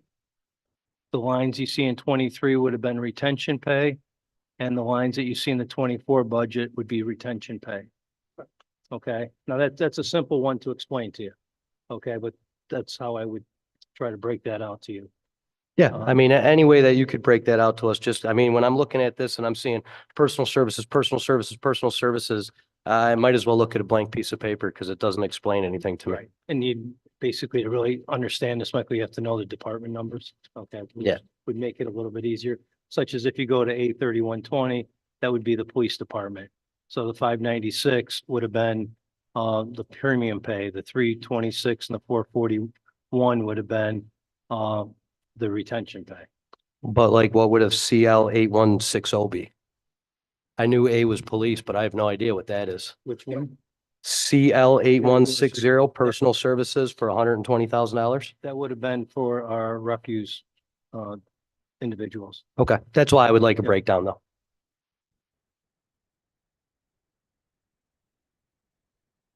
Any further questions? So if I can just continue on and go to the RL, unless Nate, you got a question? Yeah, I'm looking at the youth programming line, and that was That was $1 million. just the million that's in like and then there was a press release last week, I think, maybe it was last week for the $100,000 that went to Vines for the like youth employment. I don't have an issue with that, but it's just like, it seemed like that money was still rolling out. Or was that the last? Right, I'd have to ask, Mel, do you wanna?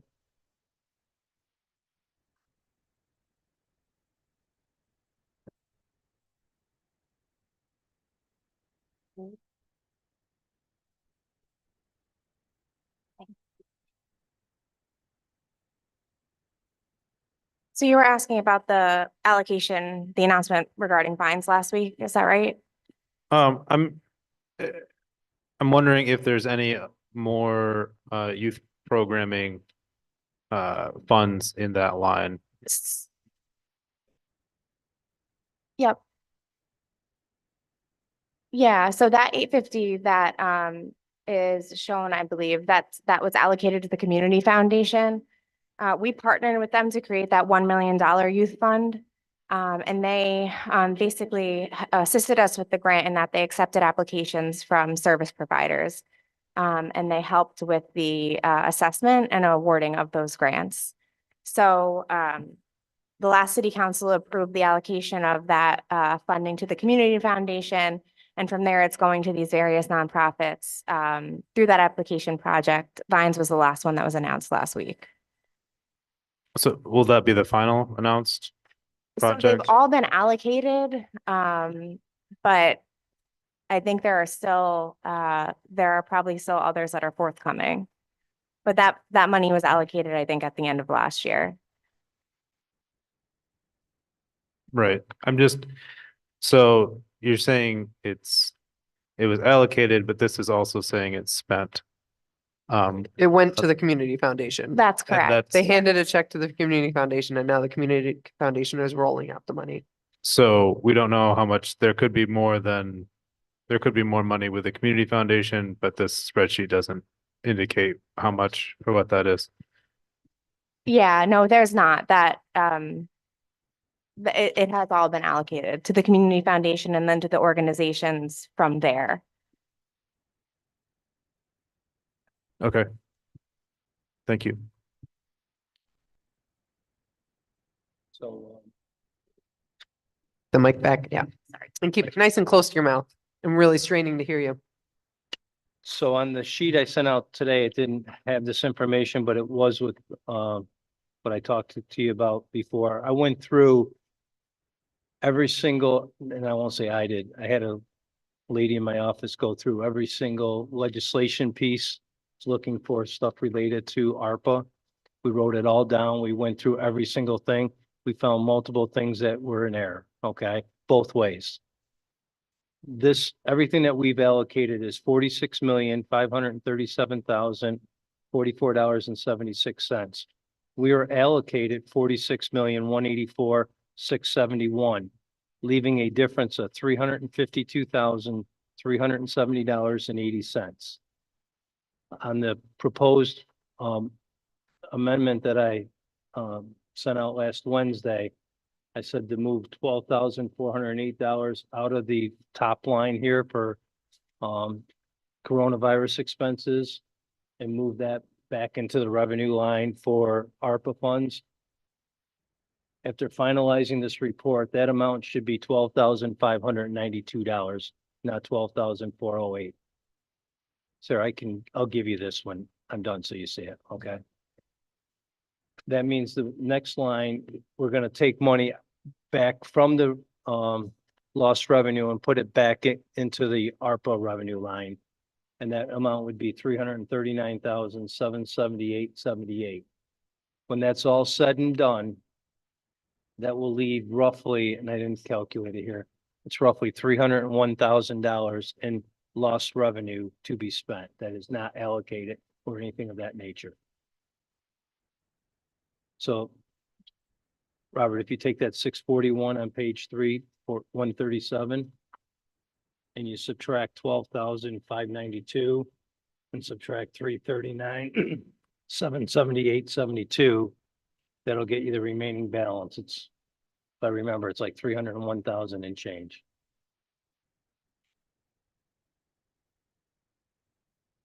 So that's the fix for the over allocation. Yep.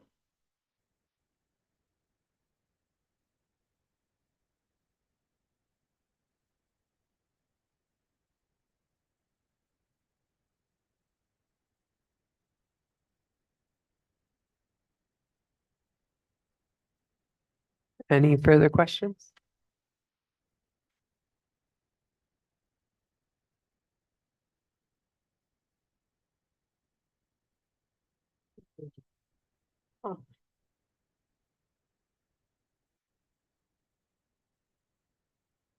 Councilman Hotchkiss?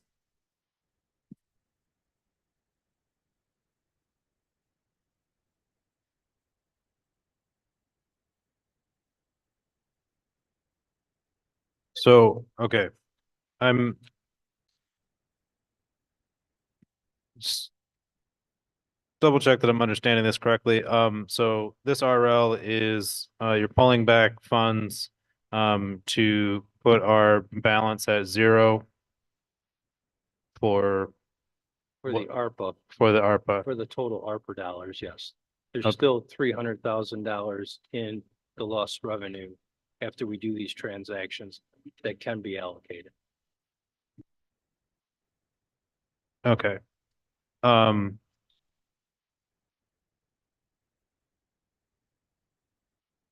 Hypothetically, there's still.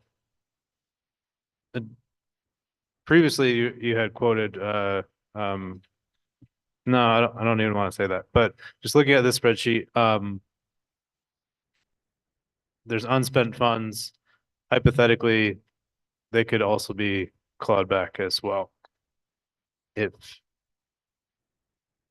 I think there's a process that could possibly go through, but you also got to be careful that every day we're creating new purchase orders in the system. So I can't tell you that the numbers that are here today, this goes back to probably about April 15th is probably the numbers I used when I cut off, because it's a changing every single week. Purchase orders going in, purchase orders being spent, getting put in there. So it's like a moving target. So if you wanted to do something like that, it would take some coordination. okay, And I believe if you wanted to do something like that, it has to go through a series of processes. Type of process. I think one, it would have to go through city council. So if I'm not correct, you let me know. I think I am. I'd have to go through. Yeah, I mean, council. it would depend on the specific project. Yeah.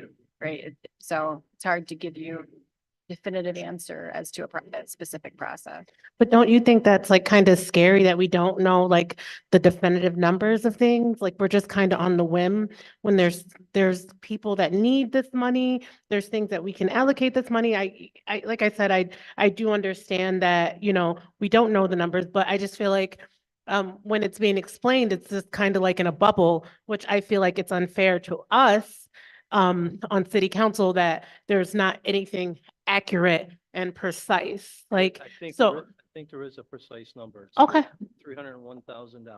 Mhm. Okay, the other ones, give you an example is, I know the mayor's working with Town and Country on a $3 million contract. That's dependent on the state coming up with money on their end. Okay, that's tied up here as being encumbered, but that's the status of that today. Another example is we're going through all of our water and sewer work, okay? Not everything has been allocated yet. I know there's some sewer lines that are available here today. Probably by the end of next week, they'll all be gone, okay? So, but what is unspent and unencumbered is 301,000. So that's what we have left Yes. of ARPA. Yes.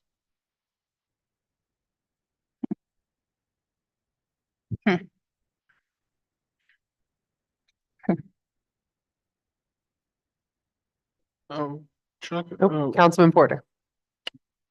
help me understand something, because the adopted budget we have received, is that something that is just going off an estimate? Is what a budget? The adopted budget that we received, that's going basically off an estimate of what was spent? Or is that the accurate, is this book? That budget, that adopted budget is what the city adopted last year as a budget for the whole year. Okay, so I was just looking, help me understand it. I was just looking, I'm at one of the personal services of, I'll start with fire, of A3410.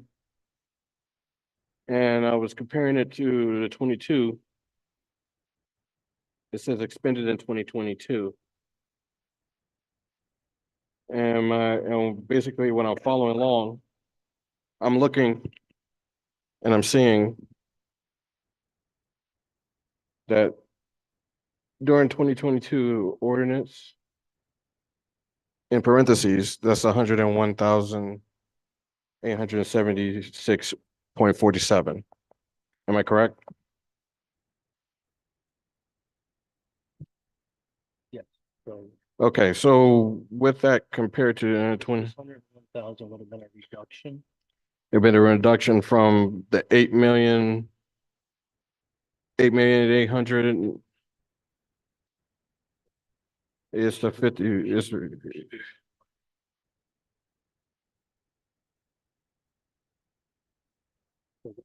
you see the F0015, Oh, but that's not what I have. Which, yeah, okay, that also confuses, because when I'm start to compare the total, okay. And that happens to be the 24 budget. You have to go back to the 22 budget. Okay.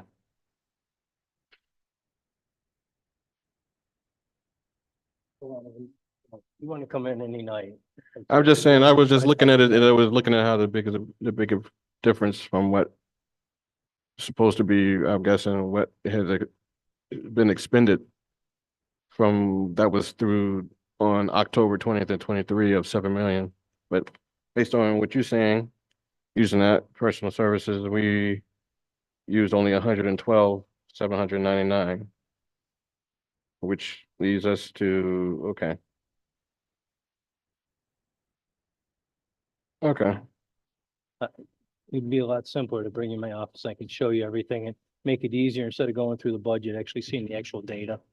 Like on a screen that I have a pretty big screen in my office and could walk you through it. Yeah, Okay. that's fine. I was just like confused and all that. I went to use the bathroom, but I was just confused to how we don't have a system where we know what's coming in and out. That kind of like, that bothers me as a person representing my district and representing the people of Binghamton, that we don't have something currently knowing what goes in and out. And that scares me because I We am responsible for this. For the most part, we do, Kendra, and all this. Okay, and I say for the most part. It's a moving target because the system is real live time. So as you put data in, data changes. Okay. Okay, and to take data and just run it into different reports and consolidate it takes time and effort. Okay, and that's why you see what you do. Okay, but if you want to come to my office, I could show you the real-time data. You know, what purchase orders have gone in the last 2 weeks, what's been paid in the last week, or what, you know, we pay bills once a week, every Friday for the most part. Okay, I understand. And then I know when the last time when you came in, you had said that you had overspent, right? That was the last thing. So now we are clear and on the record that there isn't an overspent money, that we have that 300. Yes. Okay. Okay. Any further questions I think Nate is. about either? Oh, okay, Councilman Hotchkiss. Do you have questions? Gonna say about either the RL or ARPA in general. I was just making sure my question was expanded to you all. Okay, I'm just keep reviewing this and come up with more questions. There's a line H 8686, object 54756, affordable housing, is in 2021, there was the $3 million ordinance. I'm gonna guess that this was the town and country money.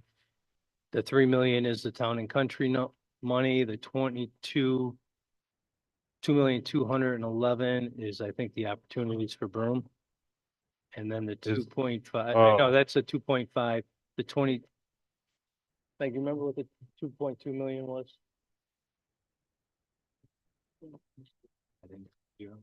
187 Clinton Street. Okay. Thank you. Is there? I guess maybe it just makes it easier for you to keep it in the same line. Yes. Okay, so that's Actually, to be honest with you, Nate, I should have broke them out. okay. Okay, that's, in hindsight, I should have. All right, That's why the OFB one was broken out. but so now this is spent or, okay, never mind. Spent That- or, that's the 3 spent or million. encumbered, so. I got it. All set over here. All right. Any final questions? All right, thank you so much. And now we'll be moving on to a discussion about occupancy tax, and we invite down Mayor Cram. You want me to do the first quarter? Real quick? Oh, first quarter. Oh, sorry. We'll let him Okay. Let me get out of here. give him the mic for a little longer here. So I sent everybody the annual report that was submitted to the state. Okay, actually sent to Robert. I think he sent it out to everybody. For the first quarter, I'll just try to go through this as quickly as possible. In the general fund, we've collected 50% of our revenue for the year, but the majority of that comes from the taxes that we get reimbursed from the state. Okay, or not from the state, from the county, since they pay us for those. I'm gonna beg you to speak closer to the mic. It's really, you can lift Okay. it up closer to your mouth. It's very hard for me to hear. I got allergies. We've received 38 million out of $70 million so far for the first quarter, and 30 million of that, 34 million of that was from Broome County for our property taxes. So far, we've received $0 in sales tax and $0 from state aid fund. Well, those are the next two big items in there. For the first quarter, we spent 20% of the expenses we have allocated in the budget. That's basically 15 million out of the 72. When you go through all the line items, the only one that I've been concerned about this year, as well as the last couple of years, is the health insurance claims have been higher than they just keep climbing. And at this point, they're 30% through March, which is fairly high for where we stand. As of the last pay period, there was 43 open positions in the city of Binghamton. So if you know someone that's looking for a job, we have a lot of openings. The water fund, we've only received 15% of the revenue. But that's really not bad because basically all of January's goes back to the year before, February, half of, or three quarters. So we're not in really bad situation there with the revenue. The expenses make up 24% of what was budgeted for the year. The sewer fund is very similar, 18% of the revenue and 28% of the expenses.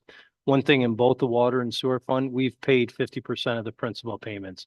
I think I mentioned this to you, Rob, about how in the sewer fund, we pay a lot of money upfront, basically for the sewer plant. And the other fund that talk about the parking fund, we received 30% of the revenue year to date, which is excellent, and only spent 20%, which is also very good. So at this point in time, I think all the funds are in pretty good shape for the year. And the only account that I have any concern about is the health insurance.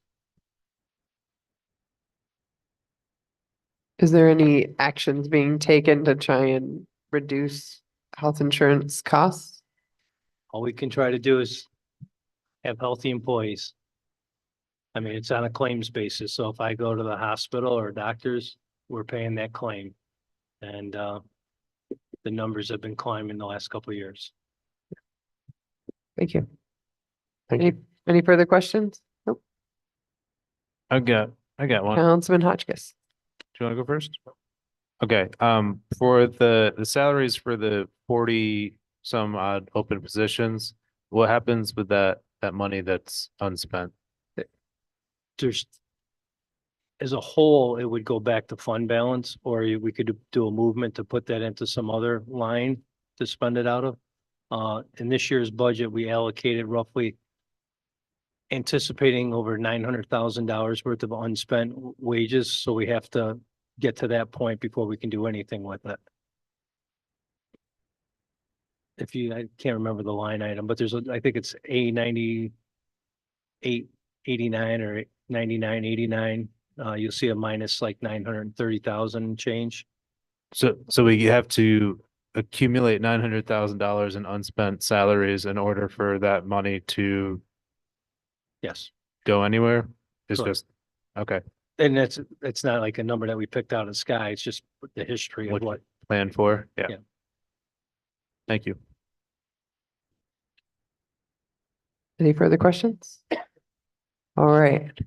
Thank you so much. And we'll welcome down the mayor for a discussion on occupancy tax.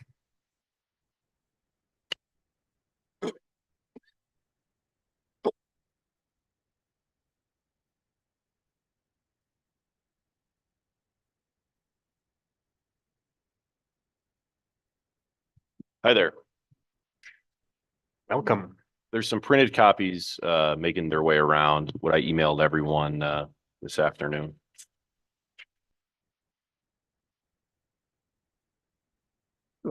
Oh, thank you. That's kind of you. Thank you.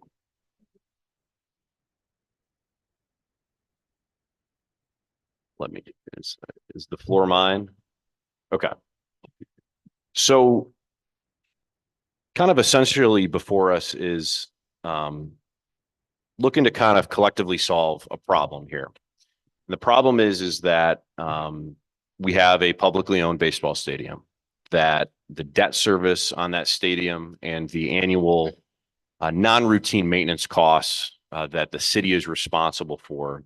The bond payments are $690,000, $700,000 a year, and then annual maintenance, call it $45,000, $50,000 a year. So roughly $735,000 a year that it costs the city of Binghamton to own that baseball stadium in order to have AA baseball there. Over the years, we've been able to secure a number of state grants through our state senator that has offset the cost of a lot of the construction that's been needed to meet MLB standards. But ultimately, we've had to borrow money. We've had to go into debt to pay for the upgrades that are needed to enable to keep the team. We're in a great spot right now with the stadium. The upgrades are meeting and exceeding the New York Mets standards. We have been very proactive, and it's in a good place as we see it right now. So again, that kind of issue is that every year the city's spending $735,000 of local tax dollars to support ownership of the stadium and keep the team here. This is a regional tourism destination, certainly not just filled by people who live in the city of Binghamton. So city taxpayers are paying, in my view, a bit of an unfair burden on keeping the team here and keeping a regional kind of tourism and recreation destination. You know, as it relates to our tax levy, that $735,000 represents about 2% of what we collect every year in property taxes. So what many other cities have done, and really the city of Binghamton is just about the only city that I could find that does not have its own, is create an occupancy tax. These have been around since the 1970s in the case of Broome County, in which it is a tax on hotel and motel stays within your municipality that go towards a specific purpose. And much of the time it's used to support tourism or other efforts that kind of bring people into the city. Broome County has a 5% occupancy tax, and I included in here what Broome County is generating on an annual basis from just the two hotels that are in Binghamton, the DoubleTree and the Holiday Inn. In 2023, they generated just over $618,000 of revenue. If the city adopted a 5% occupancy tax, which is what I'm proposing and we're kind of discussing tonight, we could generate in 2023, and certainly just as hotel rates continue to go up, something like $600,000 in this occupancy tax that could be struck against the costs associated with the stadium and that debt service to lessen the burden on city taxpayers. It provides a viable, consistent funding source to pay for that debt service moving forward, and is, I think, just, you know, right in certain terms of a fiscal sense that we're finding a new revenue to offset an existing cost. As I said before, the city is paying, you know, a lot from our local tax base in order to have the stadium. The tax that is paid as part of hotel motel is paid by people who are not from this area. If you're staying in a hotel, you're likely coming from, you know, outside a few hours drive. And in addition to that, the Rumble Ponies and their opponents are huge drivers of hotel room stays in downtown Binghamton. So it's able for us to recoup some of the money that the team is spending to put it back into the stadium.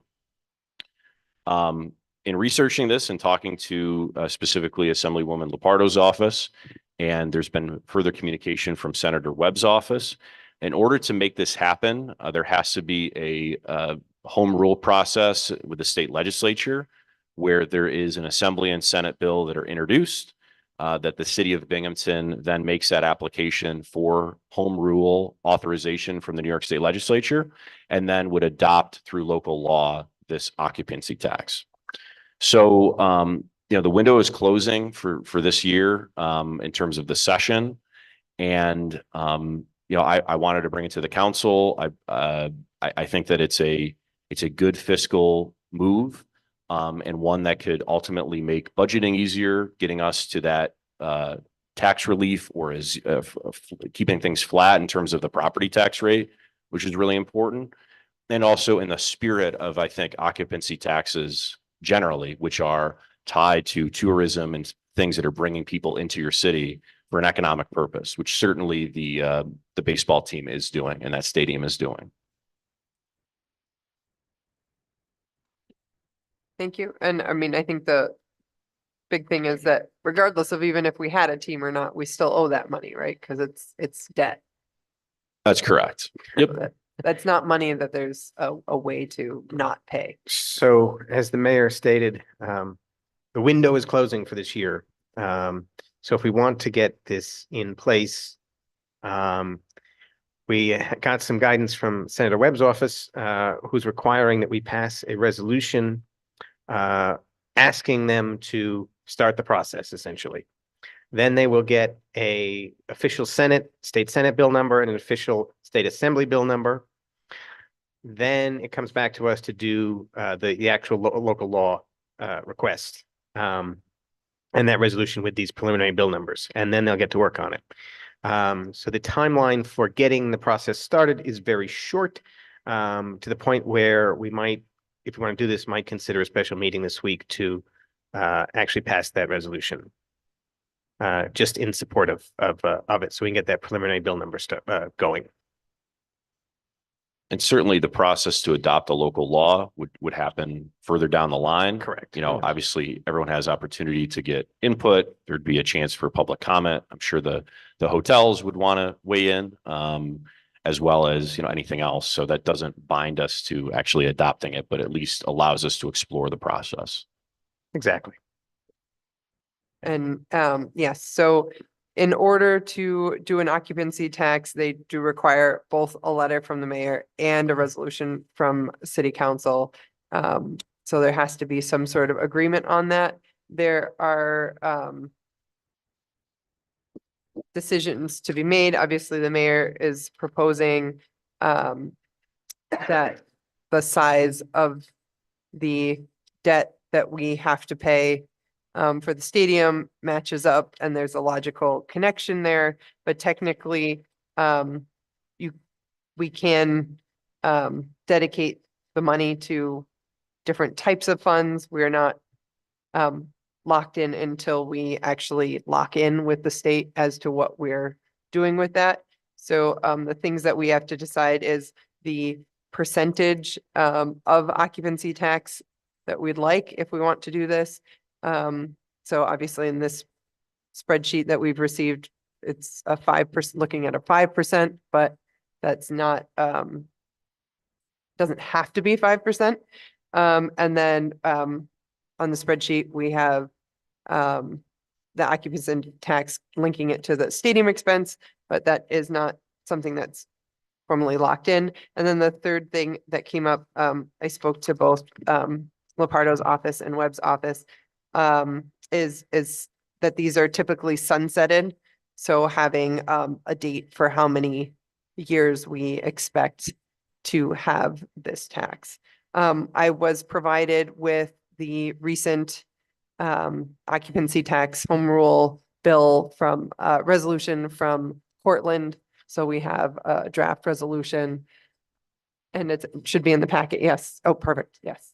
So that's in the packet. But yeah, and I have lots of notes from my calls with both offices. Both offices are aware that this is something that we are considering and are able to move relatively quickly once we take action. And yeah, I guess if we don't take action this week, then we'd be looking at doing it next January, which would mean losing a lot of revenue that we would have to be spending taxpayer dollars on. Yep. I'm I- sorry. I think Councilman Porter might have had his hand up first. She can go. Go ahead. Okay, Councilwoman Middleton. Thank you. So was there anything, with this occupancy tax, was there anything else that you thought might need funding besides, the stadium? Cause like, I understand that there is a debt and I understand that, but I feel like we in Binghamton have more pressing issues than that, the stadium. Such as public transportation. Yeah, the other things. I was just wondering if anything else was considered with the money used, I mean, for the occupancy besides the stadium.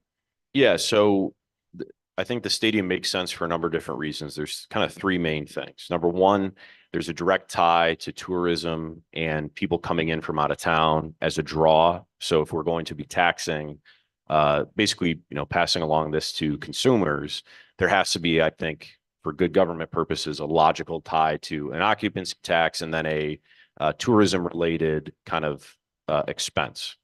Number two, the numbers for the cost of the stadium are exceed by a little bit what we could maybe anticipate in as part of annual revenue, but it's roughly close, right? That we're going to maybe still have to spend some local tax dollars on these stadium expenses. But when you compare 735,000 and maybe 600,000, we're in the same ballpark, no pun intended. The third thing is that I think it's very important as it relates to the occupancy tax that the funding go toward an existing expense of the city, meaning that we're not getting this new tax revenue and finding new spending, which doesn't really help out the bottom line as it relates to city taxpayers and the tax levy, that we're using this to offset a current and existing cost to the city. Stadium debt is one thing, paying for the debt service on the parking garages is another thing that we will have to pay for sure, and city taxpayers will have to pay it. But for those other two things that I mentioned, I just think that it makes a lot of sense with the stadium. And also too, as we head into 2030 and beyond, being able to let future decision makers as it relates to this ball club and Major League Baseball, having this as a dedicated funding source and letting people know that, hey, this is here, I think will do a lot to provide Binghamton for decades to come that, we have this funding source in place. But the key provision about it paying for existing expenses is, I think, a huge thing. And as we go into the budget process, that's where this will have the most impact. So the idea of having to invent something as another form of tax to add on to the occupancy tax, like for instance, a tourism tax, could that also help? Yeah, I mean, the occupancy tax is set under state law, and we're kind of allowed to do it. I'm not aware that we would have the ability to set other types of taxes beyond that to pay for this sort of expense.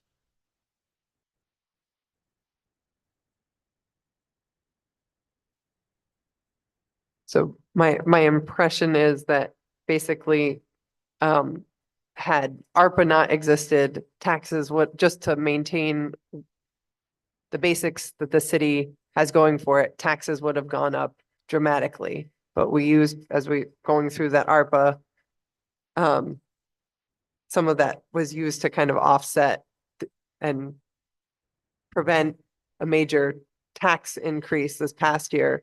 And now we are coming at a similar situation, and we're finding this looks like a solution for trying to prevent taxes from going up or going up dramatically this following year. Am I loosely in Yeah, the I would say, ballpark of? I would this is say if you look another at trick for kind of managing and preventing a large tax increase.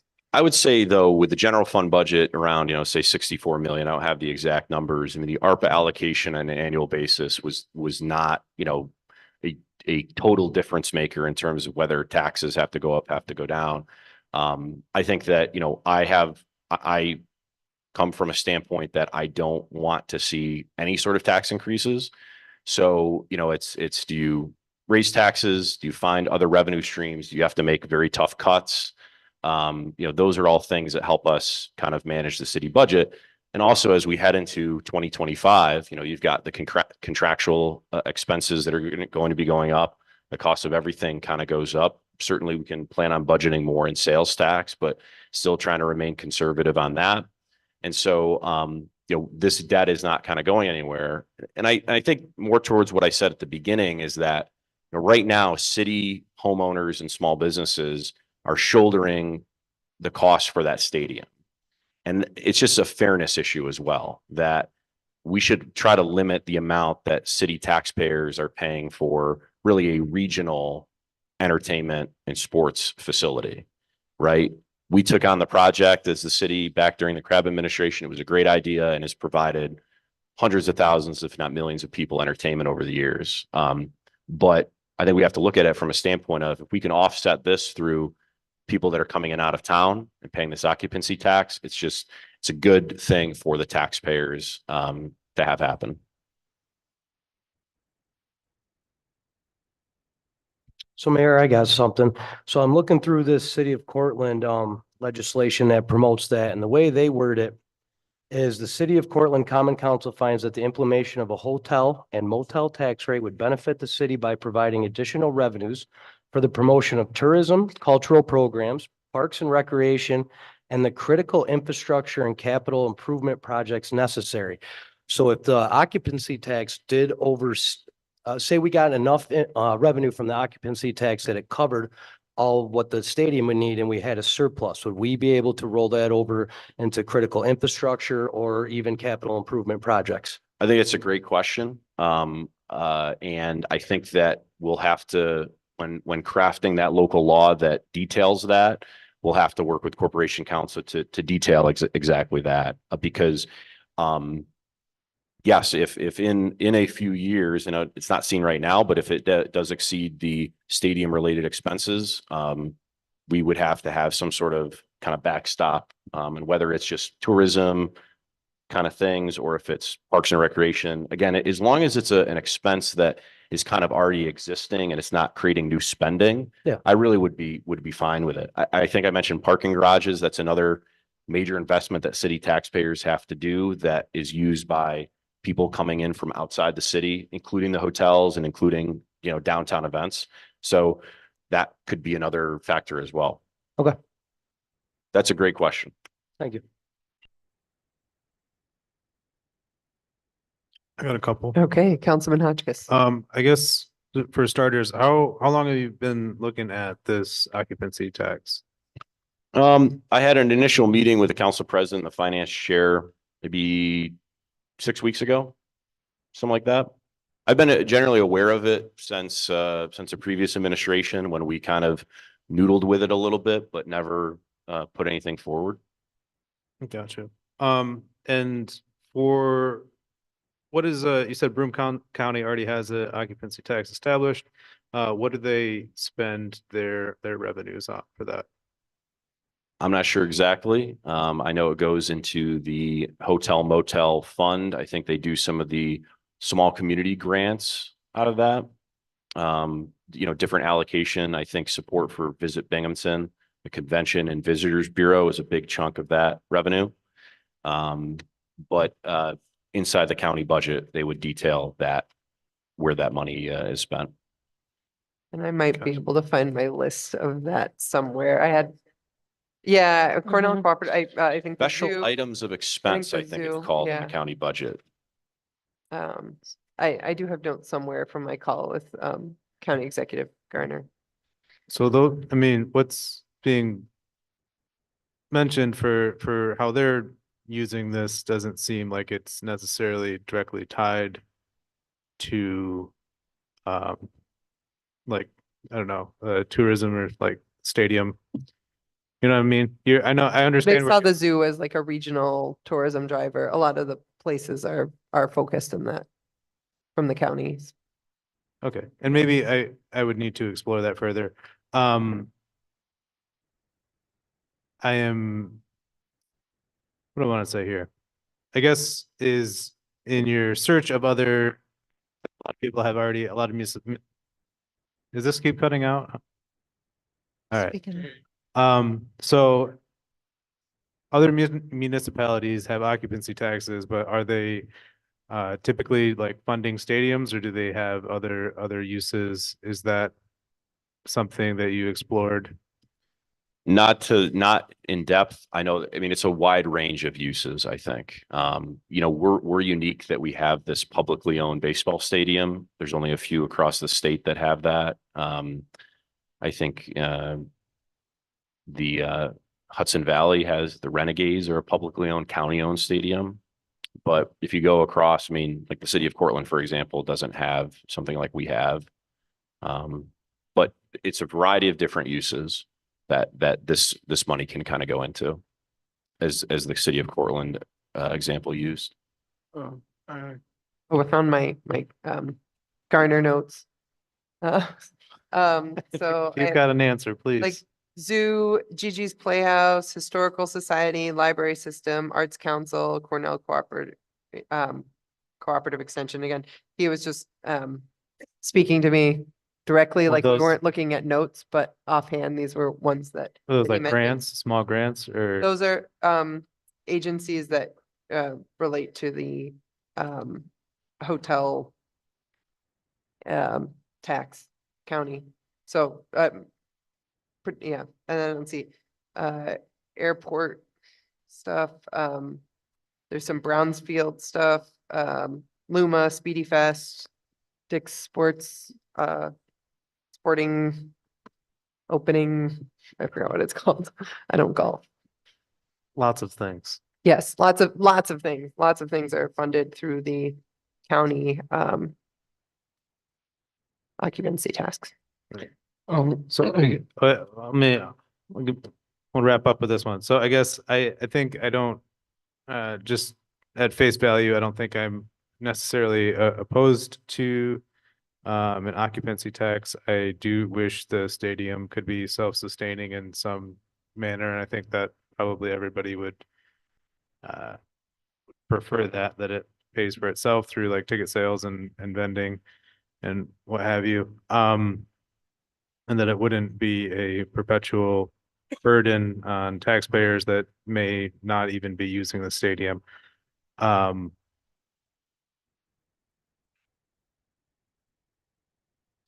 I guess that's what I have for right now. But I think like having the opportunity, yeah, and then I know City of Binghamton, because it is a destination, whether you're working here or it's for tourism, I think taxpayers generally do like foot the bill for a lot of things that it's just people that are occupying the city during the daytime and then going home to their house. They don't pay for like road infrastructure, things of that nature. So it's a tricky situation that I don't know. I don't think there's a perfect solution, but I think this sort of addresses that. And I think I'm generally supportive of the tax. I am hesitant to have it go solely to the stadium. I think that's my thoughts right now. Councilman Porter. My question is, why now? Why, if you have been noodling with this or think about this, why now? Why now to try to do this now? If you were thinking that it was possible to do it before. Yeah, I think it was one of these things where conversations about the last round of stadium improvements and kind of understanding the weight of, hey, if we're going to bond for these items to make sure that we keep a team here, are we exercising all available options to get revenue to pay for it, right? And also too, I mean, I'm not necessarily a pro-tax person, and I think it should be avoided at any cost, but it just seems like, hey, in thinking about it and drilling into the true cost of debt service, I think it's something we should do. But we've always been having to do something with the stadium. That I've always noticed that it was always been a case that we always had to do something with dealing with maintenance of the stadium. And it sounds like you've been sitting on this for a while. Is that if you could have implemented this some time ago, back in 2019, where that was possible, you could probably, over a period of time, could raise it up just a little bit more than just now thinking, oh, we can make a decision to raise it up more. Yeah, I think, historically speaking, a lot of the work and if not all of the work was handled through state grants at the stadium. And that only in, certainly last year, as we had to ramp up for some of the drainage issues, did the city take on more debt associated with fixes to the stadium, and taking on that debt requires, new revenues to kind of pay for it. But yeah, if I looking back, do I wish that I thought about this in January when I became mayor? For sure. But it just came up kind of now as we thought more about the finances for the stadium. Interesting. Thank you. Councilman Costi? Yeah, I just want to add in, I mean, it seems logical to spend this tax money on a debt to the city has. So that way it's not that much of a burden to the taxpayers. So I mean, I'm on board for using this money towards the stadium. All right. So again, in order to actually do this, we need to take action this week. So I would need to introduce an RL this week and have a committee meeting with that introduced RL, and then a special meeting to vote on said RL. So I want to get a sense of whether or not that is of interest to city council. If it's not, then we'll drop it and we can rediscuss next January, and this amount will be dealt with taxpayer money. Council President, I don't Yeah. understand why we need a committee meeting and we couldn't just have a special meeting. A special work session?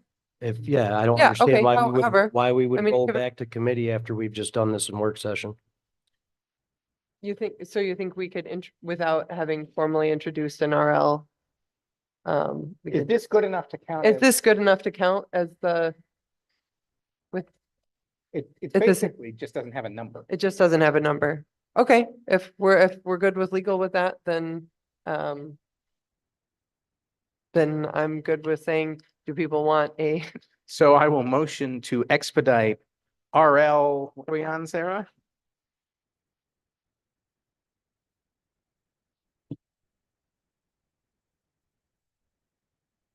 Yeah. So we're gonna be 95. So I motion to expedite RL 2495 to this Wednesday's business meeting. Second. We'll take a vote. You got a Oh, discussion. I think this is kind of a big deal and I would rather have more time with it, and I would rather not expedite it because it's.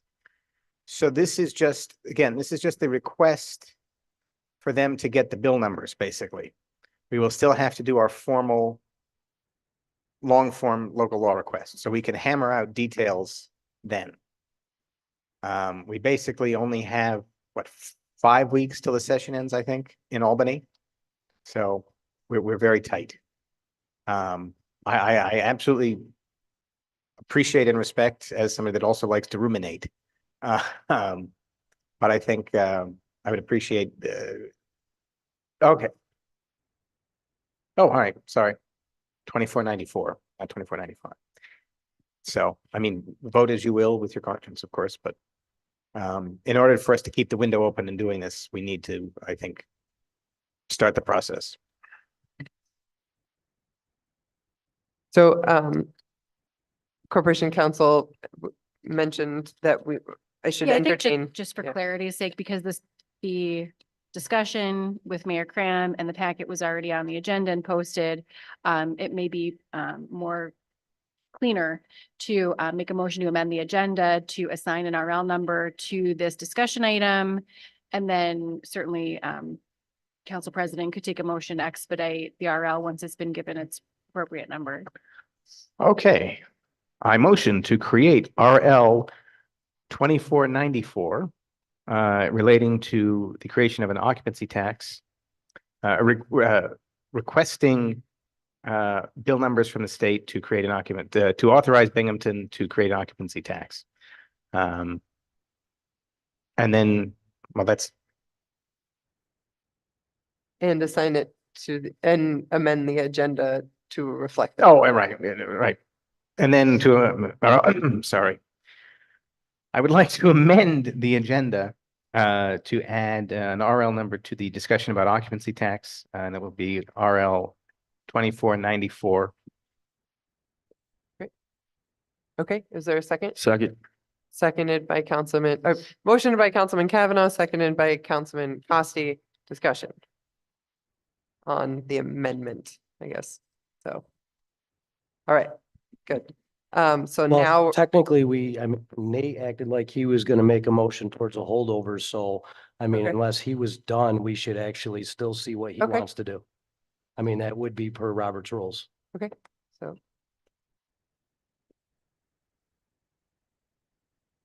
Did you want to make a motion on something? We have a motion and a second on the expedition, but you can chime in and make a separate motion and a second for us to vote on. Yeah, but it was But procedurally wrong for me to make that. Procedurally, we backed up. So we were in the process of, the motion is to assign RL 24-94 to the discussion about the occupancy tax and modify the agenda. Yes, and in discussion, he can say, I would like to hold over. Can I get a motion to hold over? So because he started to say that, we still have to pick up from that place where we left off. So, okay, so we don't want to add the name to this discussion.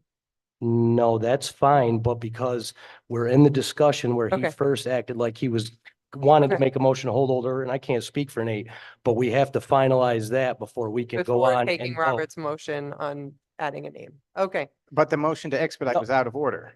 yeah. No, I'm saying, so we have the motion for the RL and that's fine, but Nate can still chime in to hold over and you I mean, you The guys holdover on assigning an RL name. hold over on any part of it if he chooses to.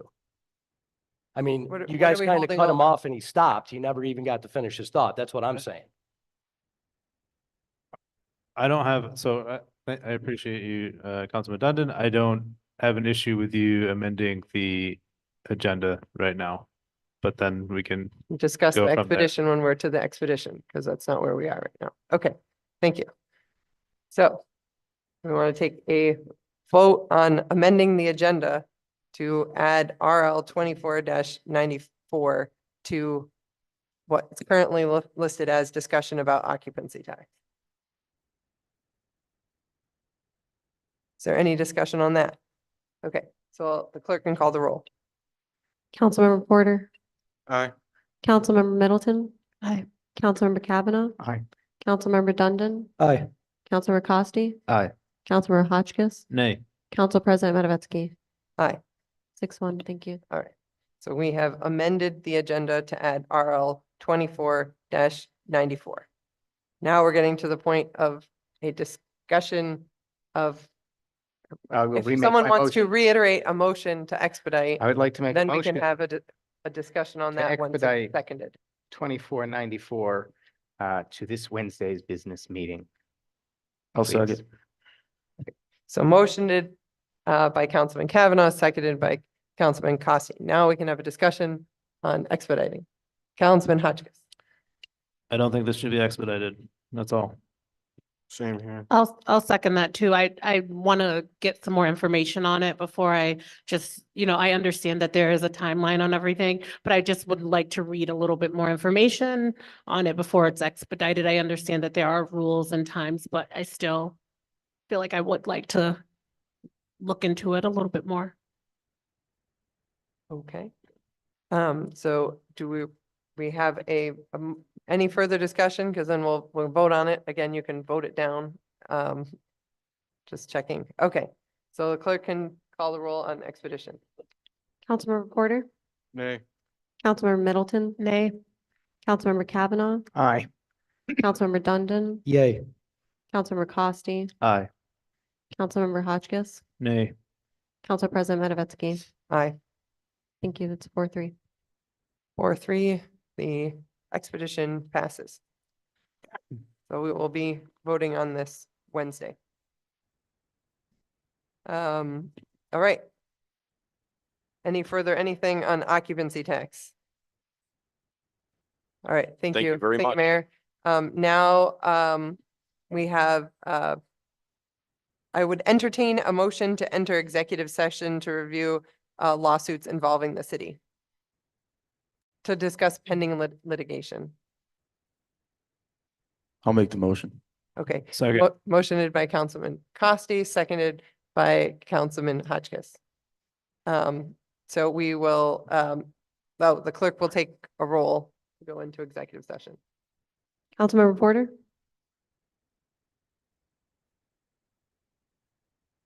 Aye. Councilmember Middleton? Aye. Councilmember Dundon? Yay. Councilmember Costi? Aye. Councilmember Hotchkiss? Aye. Councilmember Kavanaugh, would you like to vote? It's just a vote going into executive session. Aye, Council, Council President Matavetsky? aye. Thank you, All right, 7-0. so we are going to pause the recording and we're going to exit for, do you have an estimated time? Okay, estimated time of 5 minutes. We don't have additional items on the agenda for when we return. So I will announce that to the audience, but I guess technically we will be coming back to adjourn the meeting, but there is nothing on the agenda at that point. Thank you.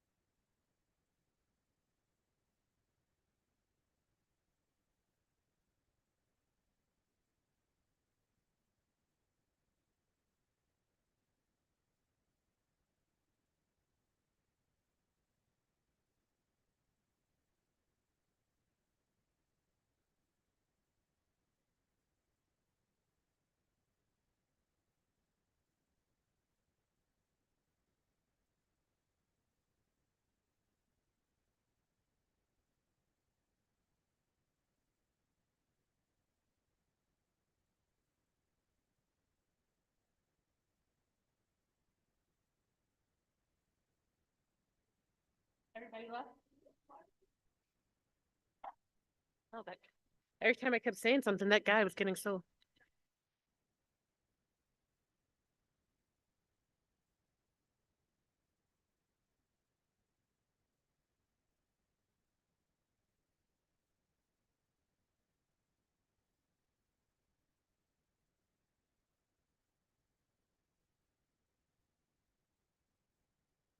All right. Looking for a motion to. I exit motion to executive- adjourn. meeting. Exit I Yeah. make a motion. executive. I motion to exit the executive meeting. Okay, is there a second? I'll second. Okay, motion by Councilman Porter, seconded by Councilman Dundon. All in favor? Aye. Aye, any opposed? All right, I'd like to make a motion to adjourn. the And meeting. I second it. motion by Aye, y'all. Councilman Kavanaugh, seconded by Councilman Porter. All in favor? Aye. Aye, any opposed? All right.